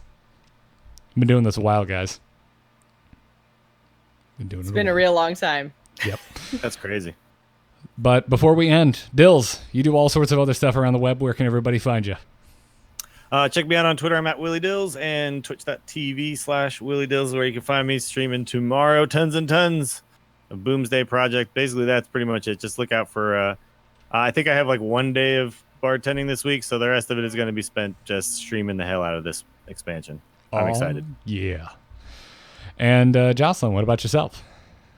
Yeah, this week I'm just going to say twitch.tv/JossPlays. It's also my Twitter handle. But yeah, going to be playing some Hearthstone, which I know you guys always bug me because I never stream Hearthstone. So we're going to play some Hearthstone. It's going to be fun. I'm very, very excited for this expansion. So, yep, Twitch.